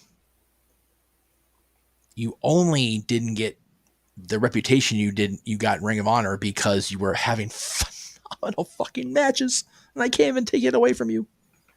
And you were helping to train the future in that company. You know, WWE career was what it was, and that's not entirely his fault. No. But to sit there and bitch and moan and groan about that company made me so sick and I can never get healthy in the place where I got sick, and then you're back less than a year in the business and you're the same bitter asshole you were when you left. Shitting on Adam Page.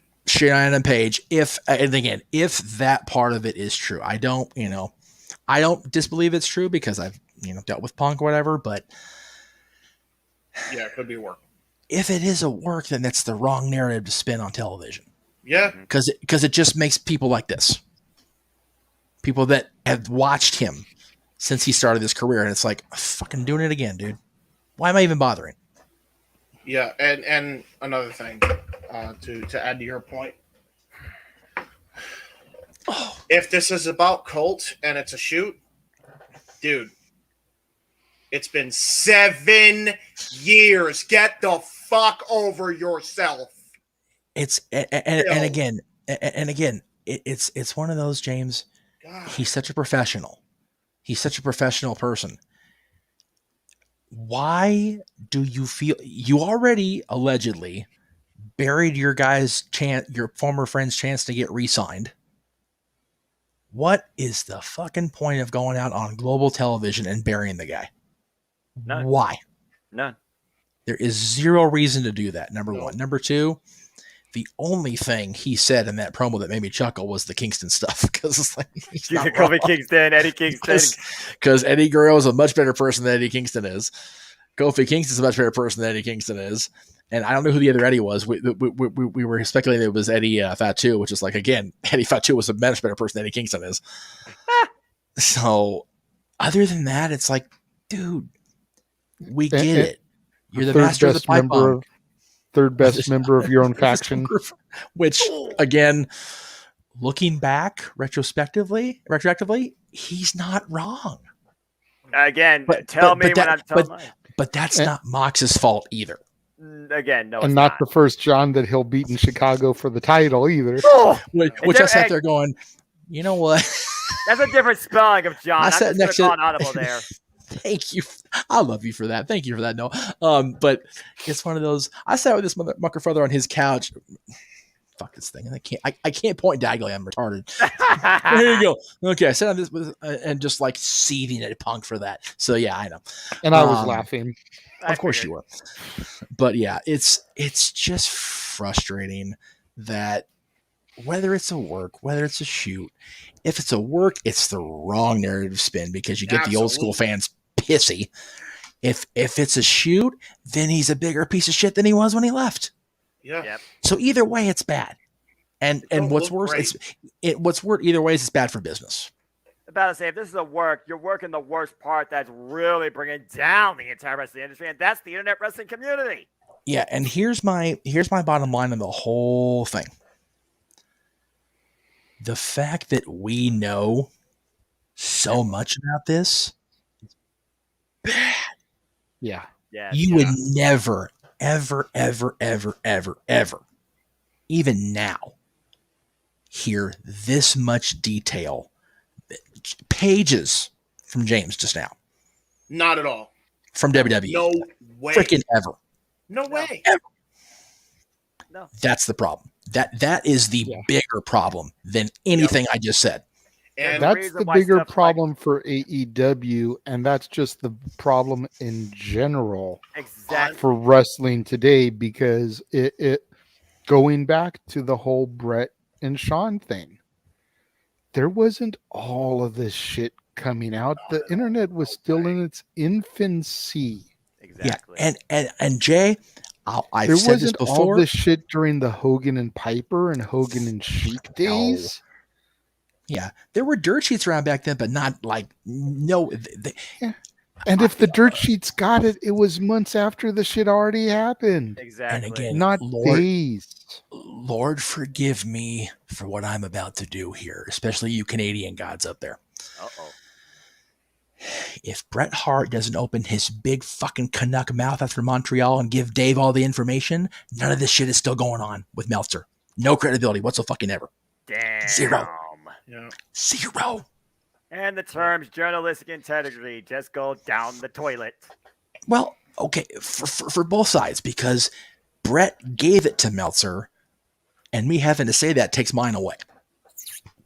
The domino effect. I was also thinking about this when you think about this type of stuff don't even emanate from mainstream like pop culture. You don't hear this stuff on like Entertainment Tonight or example. It's all driven by internet connectivity. The most you hear put people on two sides. Even with Hollywood dirt sheets, literally the thing that is not even comparable to this is probably the Ellen DeGeneres story, and that took ages to get out. Yep. That's like the only thing I could compare this to that was as bad as this right now. Now, see, I'm coming off hypocritical myself because where am I 15 years later without the immediate backlash from the Benoit stuff? I don't have the opportunity to have a farewell show on Tuesday without that shit going down because we were already done with the media stuff on NoDQ at that point. So I get that it has fueled my creative fire, my desire to be on camera all these years and whatever, but it's just infuriating that there's so much of it out there. And again, I know a lot of us and a lot of our friends and a lot of the people we care about, make a living by doing this stuff. And, they get that shit out there. And I don't begrudge anybody a living ever. No. But the fact that we know, especially this company, again, even now, you hear the shit at WWE more often than we ever used to. I'm not even going to try to front. Right. But to have that kind of detail on just 3 completely separate situations within one company is bullshit and should not be a thing. And that's not even talking about the fact that we know so much detail about the Tony Khan rah-rah speech that happened on Wednesday. Yeah, I didn't even include that in there. Yeah, that there is no reason that should have ever been known to anybody but the people in that goddamned office. Tony, I'm telling you right now, you have done more damage if MJF does not show up at All Out. Because now with all this shit coming out, you just pissed a lot of fucking people off. And the only way that you can rectify all of this shit is now, especially creative, shoot, whatever, if there's a mix between the two, is Max has to come in. And if that whole promo was a fucking shoot, guess what, dude? Get on the fucking phone and pay him. Because you need to now. It's over. There's no other freaking way you can go about this. Endgame. Or you're about to lose a whole chunk of that audience that got Discovery and Warner happy. Yeah, JJ, you asked me when I started my little diatribe 6 hours ago, whatever it was. Feels like it anyway. Has anybody been water cooler talk? I retract my statement because everybody I knew, even people that were still casual fans and not watch all the time, knew where I was Wednesday night, June 1st, and were asking me, dude, what the hell happened last night? Because of Max.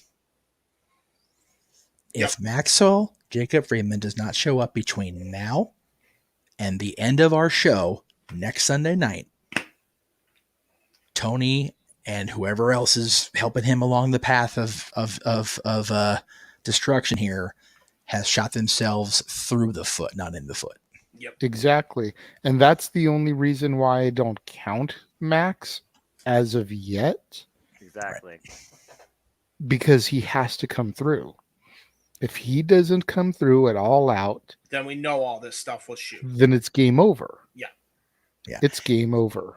Gotta be. If he's not in Chicago on Sunday or prior to that or at the Dynamite after. Yeah, at by latest. Yeah. Yeah. And again, I know that's, oh, well, you guys are just booking. It's like, no, it's not just us booking. It's like we as fans are like, what the fuck is the point of all this? Yeah, it's the only thing that makes any sense. If y'all are going to pull the trigger on this storyline, you need to deliver. And there has been nothing.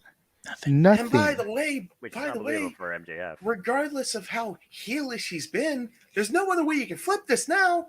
There is no pseudo babyface pseudo. No, MJF's the face, Punk's the heel. There's no other way to go about it now. You booked yourself in that corner. We did talk about it on Thursday. Max hasn't. There's the Botchamania moment there. Okay. Max can still come back and not have to tweak a bit of his character. No. But he's going to be cheered. He's not going to be a babyface because MJF is not a fucking babyface. But he will still be cheered by sheer default. Exactly. Because everything he said, you want to talk about somebody that also didn't tell no lies. Everything he said in the Fabulous Forum, 100% fact. And it's coming true, and it's truer by the second. Fabulous Forum, piss off, Kia. Okay, anyway, just saying. By the way, very good. Yeah, I was sitting next to two people. I'm not going to throw them under the bus because I ain't that guy. But Aaron knows who they are because Aaron has been friends with both of them for many years through the NoDQ stuff. Oh, wow. I hadn't seen either one of them since the PWG / early fans time of us going to TNA days. Even those two were buying into what Max was saying. There you go. And these are two of the most jaded dudes about wrestling, I think, ever. And they were all in on it. So that says a lot. If they don't load that freaking gun and pull that trigger between now and when we sign off next Sunday night, we will be having a memorial service for AEW that week. I guarantee it. Especially for the World Championship. I sure as hell am glad I'm in Vermont that week because if he's not on there, I got an out. Right. What they need to do, and here we go doing our fantasy booking scenarios. At the final moments of the show on Sunday, whatever the end result is, whatever the match is that they're going to set up on Dynamite or whatever, right? The final moments need to be Max coming out. Yep. And very much like The Last Jedi and Luke, he doesn't say a fucking word. Nope. He just comes out, stands at the top of the entranceway, and they fade to black. Yep. They just stand there. And then you've got all the internet talk the next couple days. MJF is back. MJF is back. AEW social media on Dynamite. MJF speaks. And there's your million. It's not difficult to book. It's just difficult to finance. And Tony, pay Max his goddamn money. Go ahead, James. And pay me mine for coming up with the Yankel for you. That royalties. Can I also say really can't retire then? There was a big factor that we're not even considering into all of this, and that's the casino ladder match, specifically the Joker in the casino ladder match. Remember, the last time there was a Joker, it was a returning Adam Page who hadn't been heard of from since he got assaulted by Omega and the Elite. Yep. Right. Same thing could happen here with Max. And he could win, which, honestly, with all the ill will you've really built up with this freaking backstage BS, would probably be the safe course right now, to be honest. I still like JJ's scenario better. And again, I agree. Don't do the music. I would not even say if that's the case, then have Page win it. Yeah, I would not even say tease him or even give a graphic about, hey, we'll be here Wednesday. Let people think on it. They don't even talk about it, acknowledge it at all on Wednesday, and he shows up. What you do is take JJ's suggestion and go one better.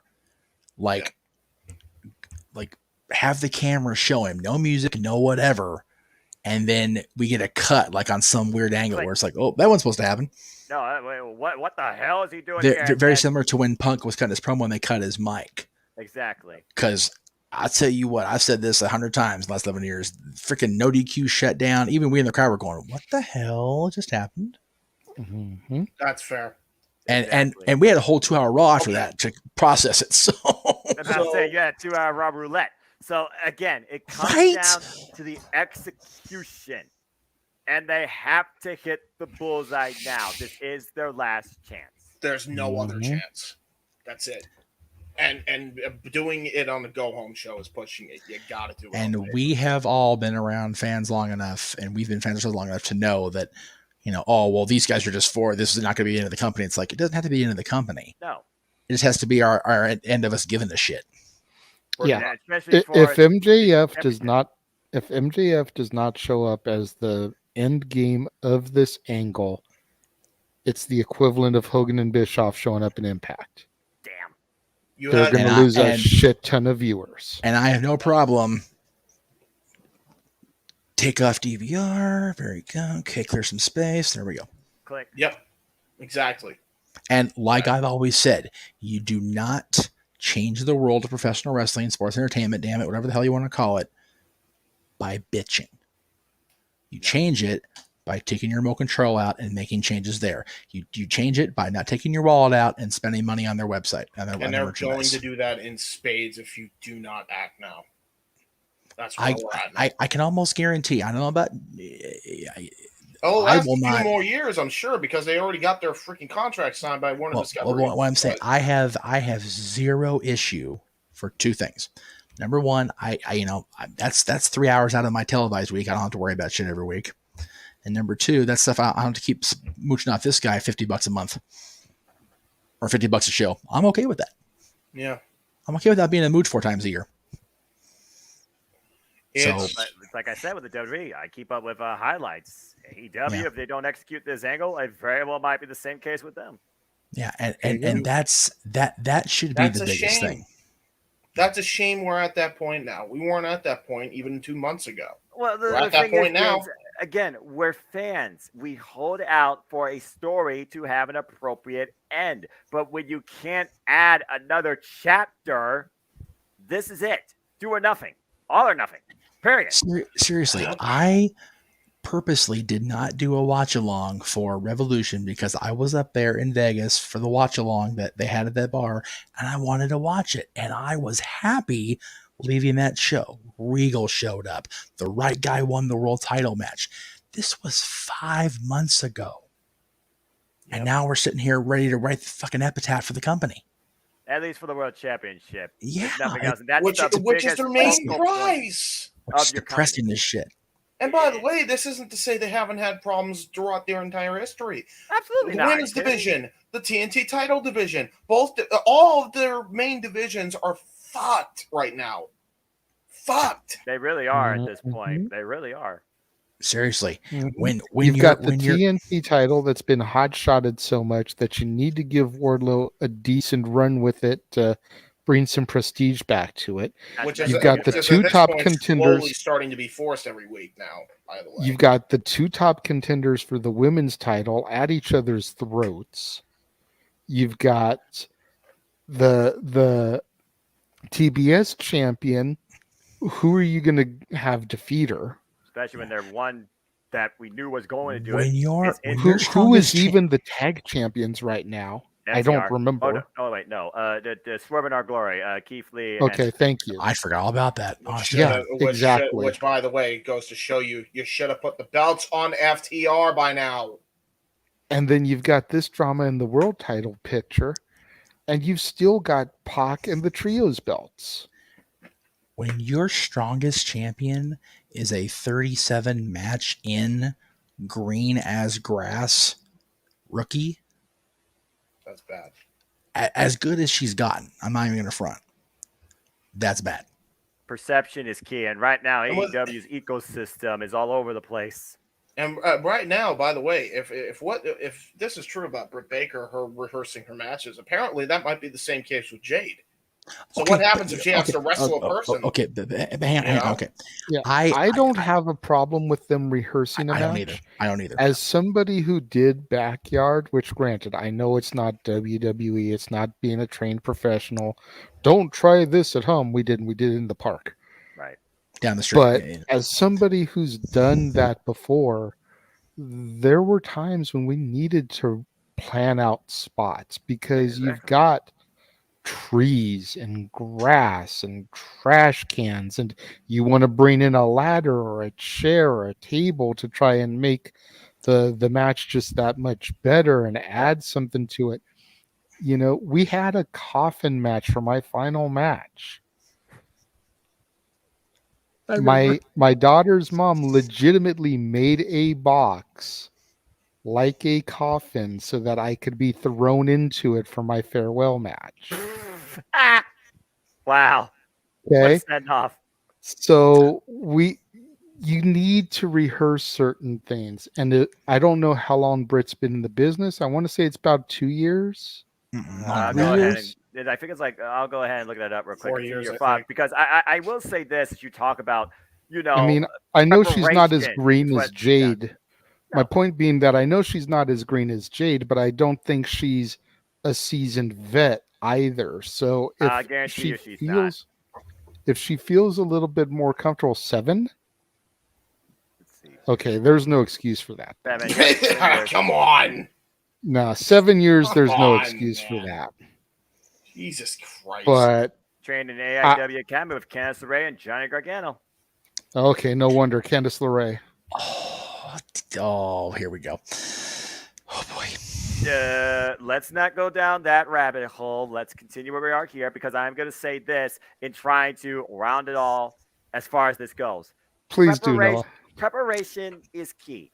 The wrestling industry is defined by that. The match itself is the biggest component in the storytelling. How many times has WWE taken us behind the curtain with the fact that the Royal Rumble, spoiler for those who didn't know, is literally rehearsed? You have to be prepared to cooperate with whoever you're in the ring with to convey the strongest suspension of disbelief. That's what makes your wrestling product flourish. Period. I will say that the perception that rehearsal is not the way to go has been spun a lot by the Ric Flairs of the world. I agree. Because Ric Flair, you know, and you know what? I'll even throw Ricky under the bus here for a minute because Steamboat did this too. You know, Steamboat, you know, talked about how his match with Randy Savage was, you know, meticulous step by step, inch by inch or whatever, whereas he called the matches with Flair. I don't care if they practiced that match at WrestleMania 3 155,000 times. That thing was a goddamn thing of beauty. Exactly. It was. And you know what? By the same token, his matches with Flair were by God believable. And they were just... You need to have a balance. You got to have trust. Yeah. And that's the thing. You have to have the balance and you have to have the trust in your opponent. If you can trust your opponent to go in the ring with you and just call it on the fly, then you do that. If you don't trust yourself enough to not call it on the fly, then you don't do it. Britt, for all her perception of being a bitch and all this stuff, she still, even 7 years in, doesn't fully trust herself to, you know, make sure everything she knows what's coming. That doesn't make her unprofessional. Her attitude does. Accurate. Yep. Accurate. So, all right, I'm getting the side eye on text here. We need to wrap this shit up. Stink eye. Yeah, we still have one other thing to bring it home. Yes, and let me go ahead and get that. Jeff mentioned that we had another topic, but it actually very, very much pertains to what we've been talking about. It does. This is a segment that I want to try to call "Not All Heroes Wear Capes." Yes. Go ahead and throw this up here, Jeff. I'm working on it, brother. I promise. No just trying to freaking get it loaded because I honestly forgot about it because we were just talking about it. So yeah, this is kind of akin to my Stat Boy shout out, if you will. There you go. But this show, giving props to Wardlow, and the reason we're giving props to Wardlow is, And I don't know much about this particular performer, but Lady Frost on her Twitter posted on my birthday, no less. Aw. There's a lot of negative wrestling news that flies around, so I want to share some positivity.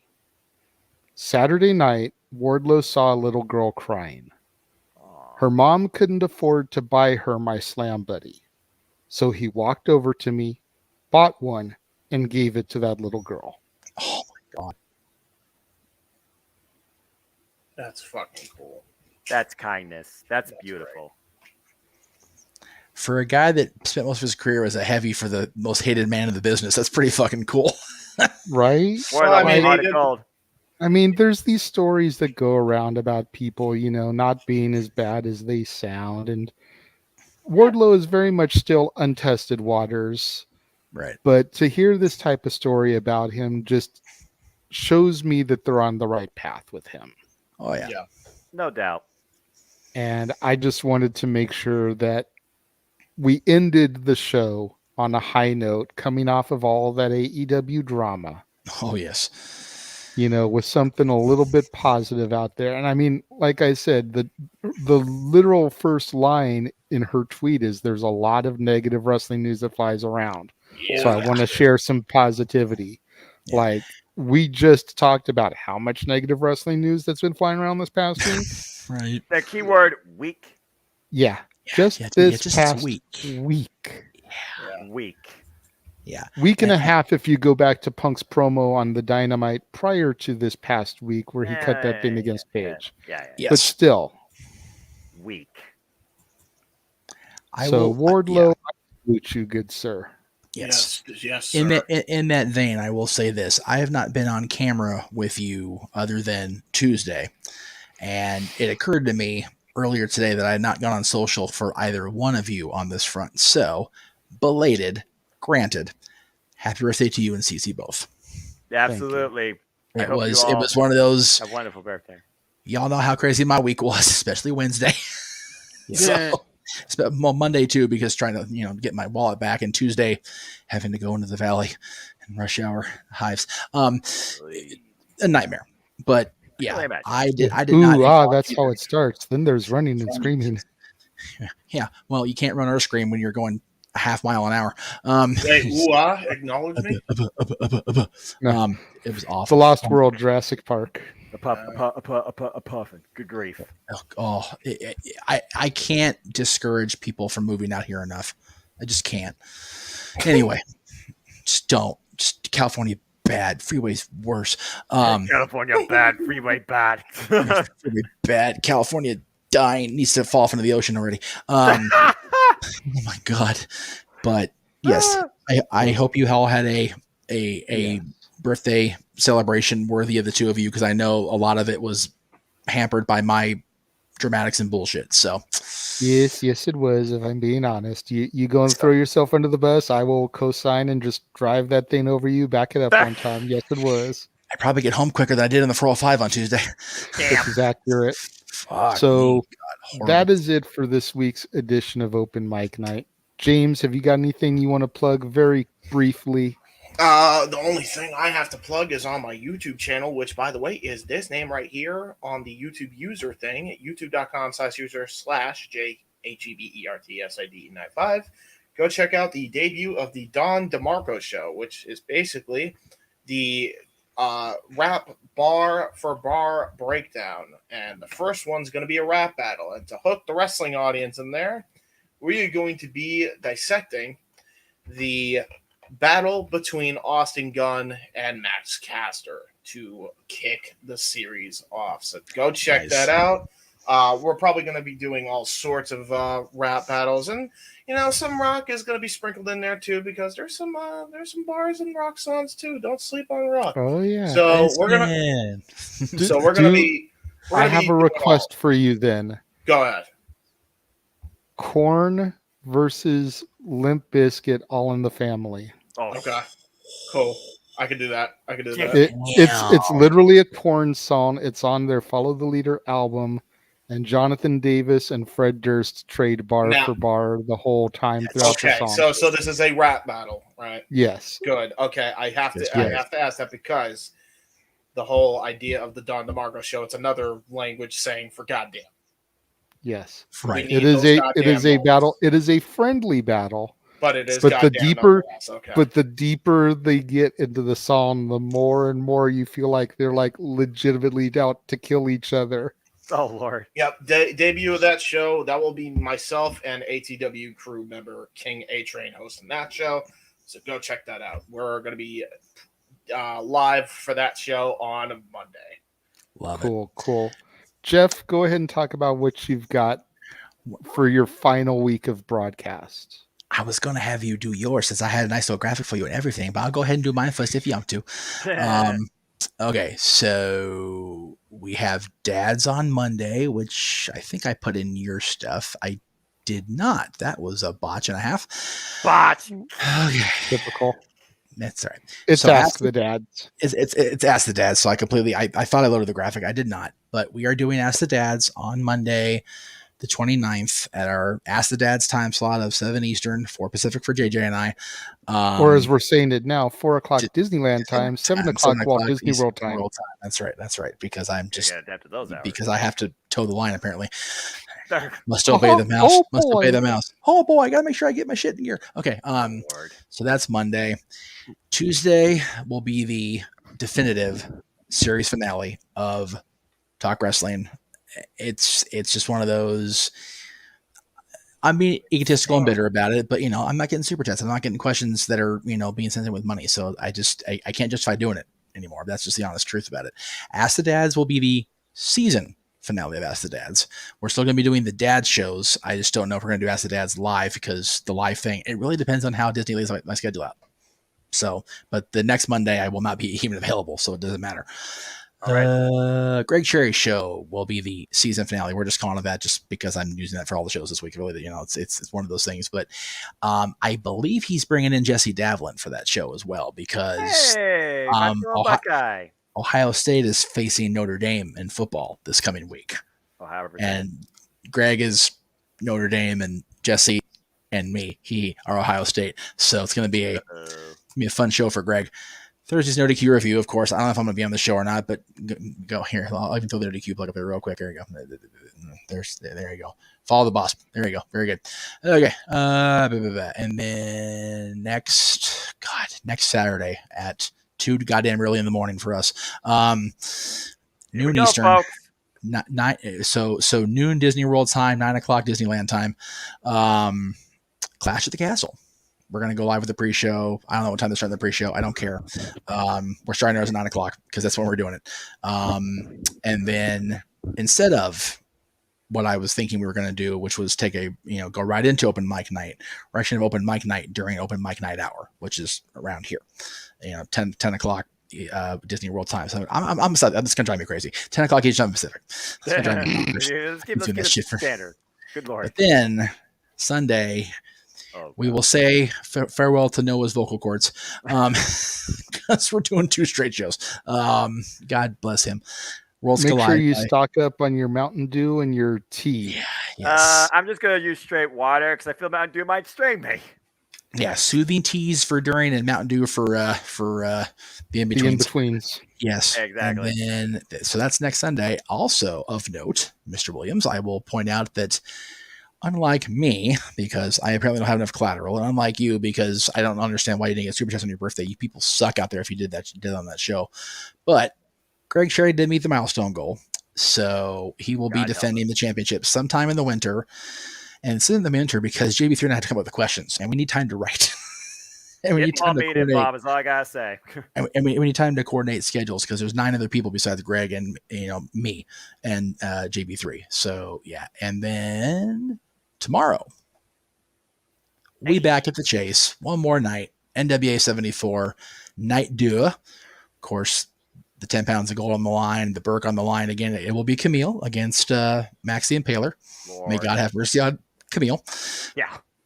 Women's tag titles, MLW Open Weight Championship. You got Latimer and Judias. You've got Colby Carino and Caprice. You've got a great card.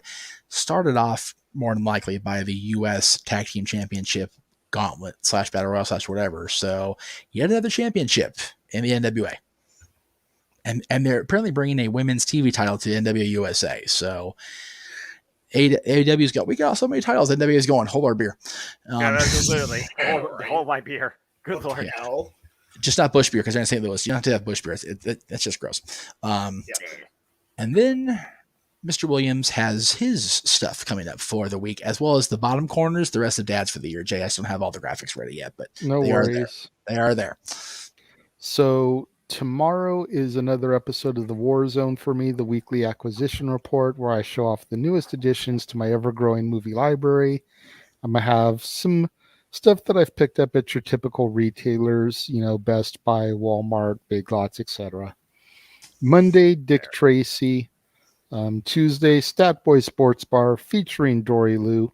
Come on into the bar where the beer is ice cold, the food is warm, or I botched that. Step into the bar where the beer is ice cold, the food is hot, the seats are warm, and the conversation is good. And the Meach is there. On Tuesday, anyway. Okay. That's hilarious. Wednesday will be Josie and the Pussycats as we wrap up my month of birthday desired movies that I've grown up with and liked. She-Hulk Attorney at Law episode 2 on Thursday. Friday we'll be back to school. The kickoff of Back to School month with Back to School starring Rodney Dangerfield, also featuring a very young Robert Downey Jr. Very young. Beast on Saturday for New Release Saturday. And then there, if you can kind of see the graphic, there's all the upcoming dads we've got coming up. We've got the top 10 X Division champions, movies that take place in a school in honor of my Back to School month. We've got horror movie sequels. We've got 3 weeks of Disney. We've got best portrayals of Santa Claus. We've got November to Remember matches. So much stuff coming up on the Casa D18 Studios channel. Yes, sir. Always. Noah, bring us home, sir. It's always a pleasure, gentlemen, as I think we hit a record with how long this went. But folks, you want to know more about me, know this. I am just a simple man and a lifelong fan of professional wrestling. Damn it! But I digress.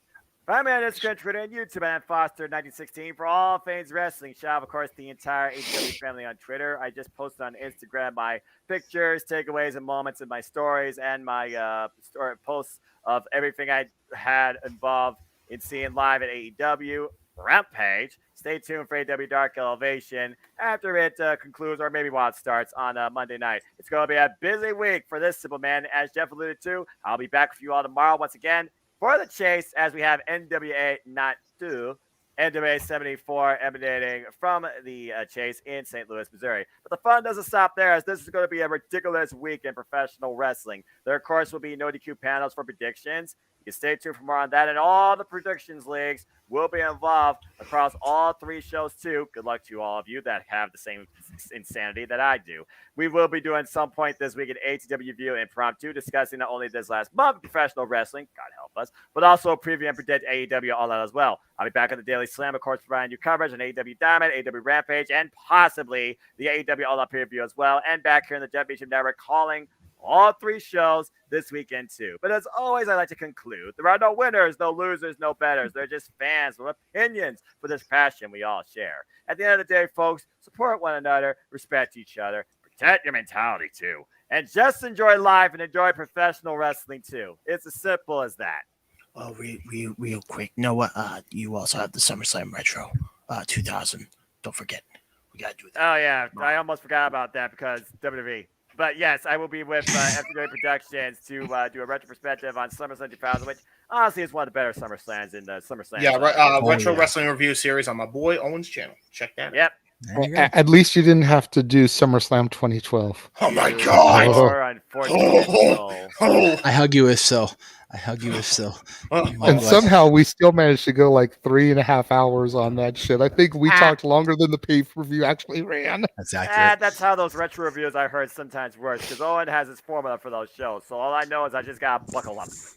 Yeah, that's usually So for all of you that tuned in for the almost 8.5 hours that this crazy broadcast ran on the Jeff Meacham Network, as well as the rest of the Jeff Meacham multiverse of media, for James Hebert, for the West Coast Professor Jeff Meacham, for the Simple Man Noah Foster, I am the Renegade JJ Williams. Thank you for tuning in to Open Mic Night, as well as the NWA 74 coverage, and we will see y'all tomorrow for night 2